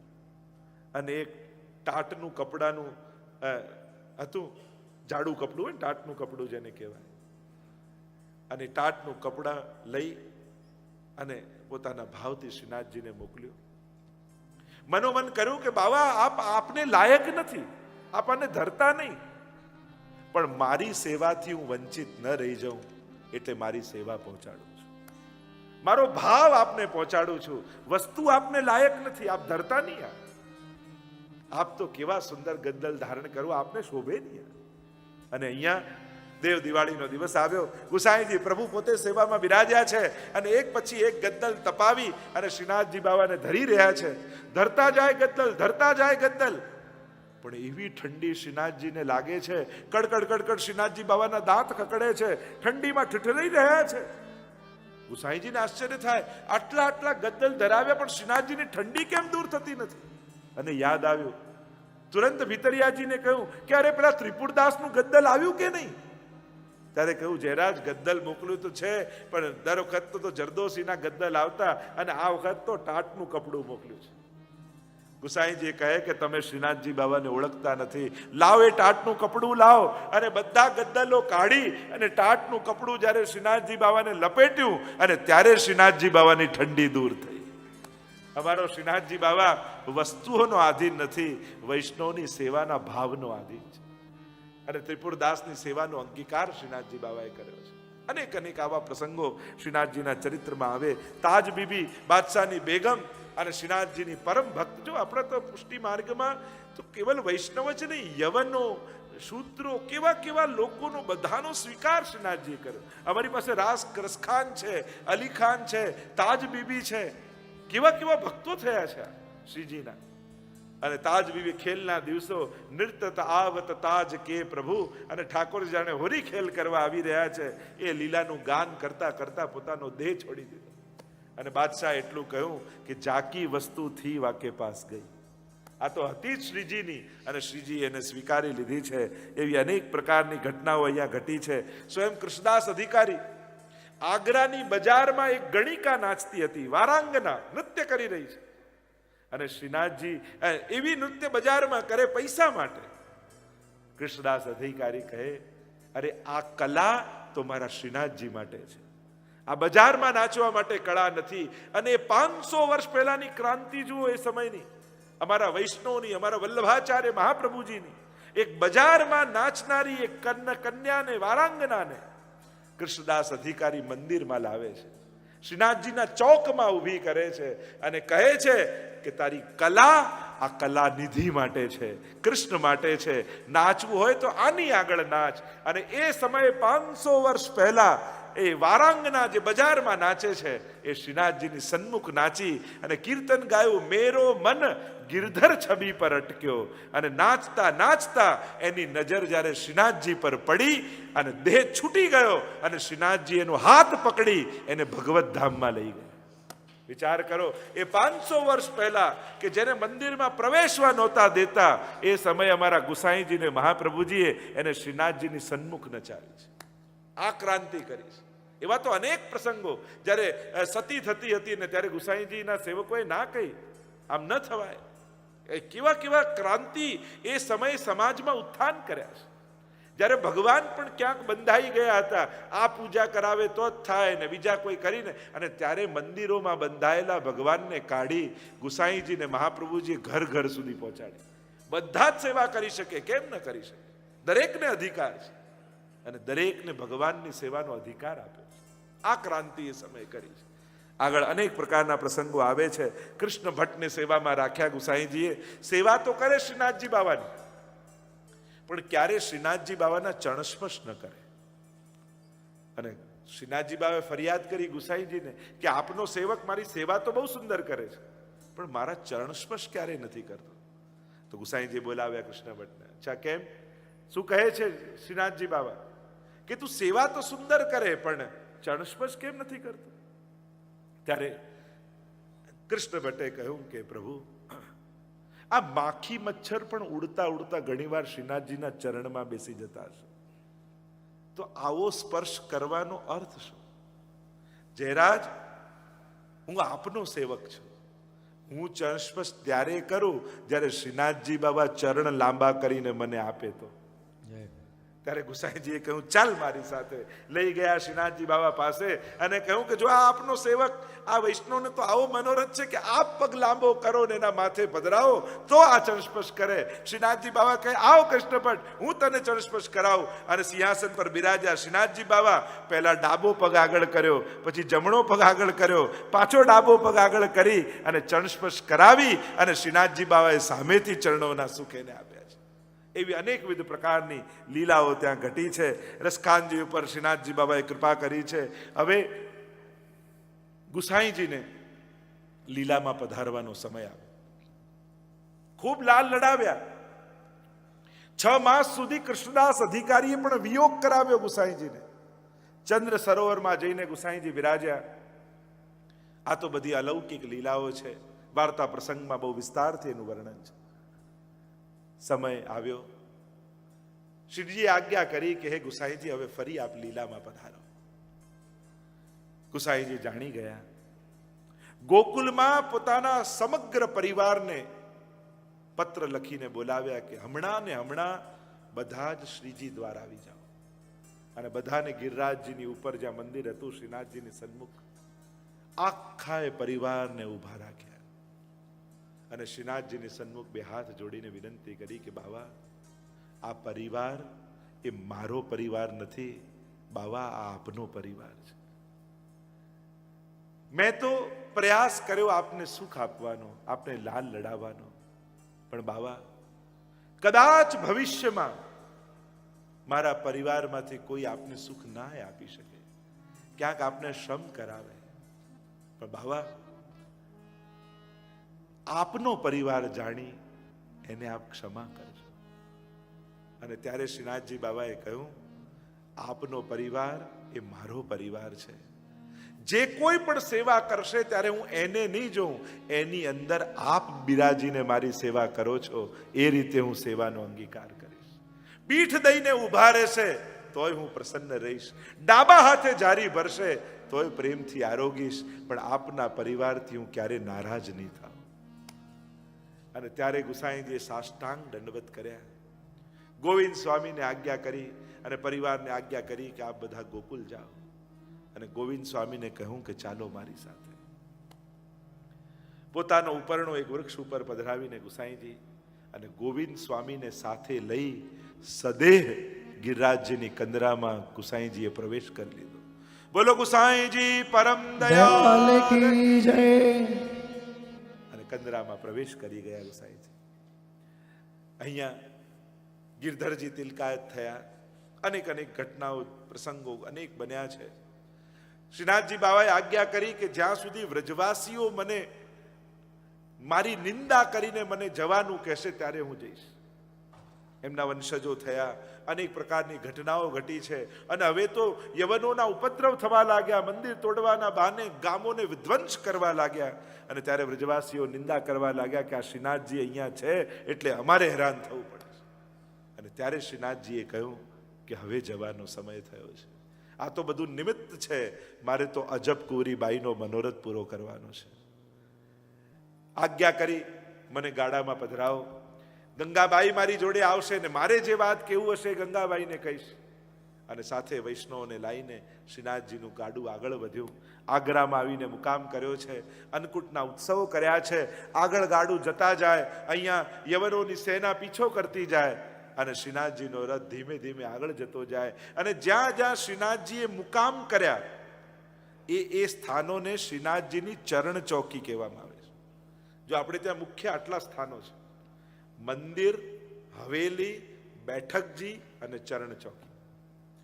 મંદિર એક શ્રીનાથજીનું નાથદ્વારામાં, હવેલી જેટલી પણ હવેલીઓમાં ઠાકોરજી બિરાજે છે વલ્લભકુલને ત્યાં, બેઠક જ્યાં મહાપ્રભુજી બિરાજી અને ભાગવતજીનું પારાયણ કર્યું હોય, અને ચરણ ચોકી જ્યાં જ્યાં શ્રીનાથજી વ્રજમાંથી પધાર્યા અને મેવાડ સુધી ગયા ત્યાં જ્યાં જ્યાં મુકામ કર્યો એ સ્થાનોને ચરણ ચોકી કહેવામાં આવે છે.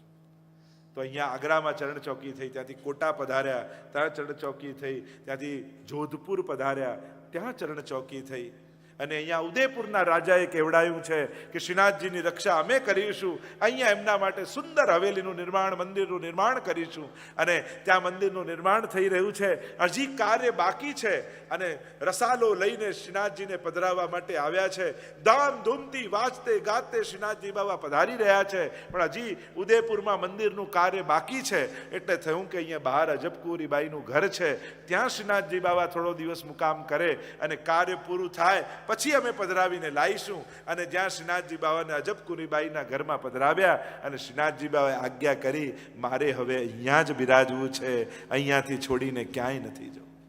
4 चौक को मंदिर बनायो और आप बिराजे वालो छप्पर तरी. અને આપ તો છપ્પરમાં બિરાજ્યા છે. 4 ચોકનું મંદિર ભલે બન્યું પણ સ્વયં શ્રીનાથજી બાવા અજબકુરીબાઈનો મનોરથ પૂરો કરવા માટે. અને કહેવાય છે કે જ્યારે અનેક વર્ષો વ્યતીત થશે ત્યારે શ્રીનાથજી બાવા પાછા બ્રજમાં પધારશે. આજે પણ રોજ શયન કરવા માટે શ્રીનાથજી બાવા બ્રજમાં પધારે. આપણે કહેવાય ને કે મંદિર છે ગિરિરાજજીની ઉપર અને ત્યાંથી જે ગુફા છે એ છેક અહીંયા સુધી પધારે. રોજ ત્યાંથી શ્રીનાથજી બાવા પધારે છે શયન કરવા માટે બ્રજમાં. અને એટલા માટે જો જ્યારે રાજ્યોના ભાગલા પડતા હતા ત્યારે તો કોઈ પુષ્ટિ માર્ગ એમાં હતું નહીં કે આ રાજસ્થાન ને આ યુપી ને આ મધ્યપ્રદેશ. તો વિચાર કરો, આપણે ત્યાં કહેવાય કે શ્રીનાથજી બાવા પાછા બ્રજમાં પધારશે. તો પાછા બ્રજમાં ક્યાં પધારશે? તો કે ગિરિરાજજીના પૂંછડીના ભાગમાં. હવે વિચાર કરો, તમે કોઈ એક સ્ટેટ વાળા શ્રીનાથજી બાવાને બીજા સ્ટેટમાં જવા દે? પણ ભગવાનની રચના અને ઘટના એવી છે કે આજે પણ ગિરિરાજજીનો જે પૂંછડીનો ભાગ છે ને એ રાજસ્થાન સ્ટેટમાં જ આવે છે. એટલે શ્રીનાથજી કદાચ વ્રજમાં પાછા પધારશે તો એમને સ્ટેટ પણ ચેન્જ નહીં કરવું પડે, રાજ્ય એ જ રહેશે અને શ્રીનાથજી વ્રજમાં બિરાજી જશે. તો આ શ્રીનાથજી બાવાના બધા ચમત્કારો, એમની ઘટનાઓ છે કે પ્રભુ એની વ્યવસ્થા પોતે જ કરી લેતા હોય છે. આપણને એમ લાગે કે આપણે પ્રભુ માટે કંઈ કરવાના છીએ, પણ ભગવાનનું આ બધું આયોજન જ હોય છે. નિમિત્ત ભગવાન કોઈને ને કોઈને કરતા હોય છે. અને આમ શ્રીનાથજી બાબા જ્યારે મેવાડમાં બિરાજ્યા છે, બધી જ વ્યવસ્થાઓ થઈ છે અને હવે તો નિયમિત પ્રભુ સુખનું દાન કરે છે. અને બધા જ ભક્તોને શ્રીનાથજી બાબા દર્શનના દાન આપી રહ્યા છે. અને ભગવદીઓ જ્યારે જ્યારે મેવાડમાં જાય, નાથદ્વારામાં જાય અને શ્રીનાથજીના દર્શન ખુલે અને વૈષ્ણવના મુખમાં એક જ શબ્દ હોય, શ્રીનાથજી વદન કમળ જોયું. શ્રીનાથજી વદન કમળ જોયું. કોટી કલ્પનું મેલું થયું મન, કોટી કલ્પનું મેલું થયું મન.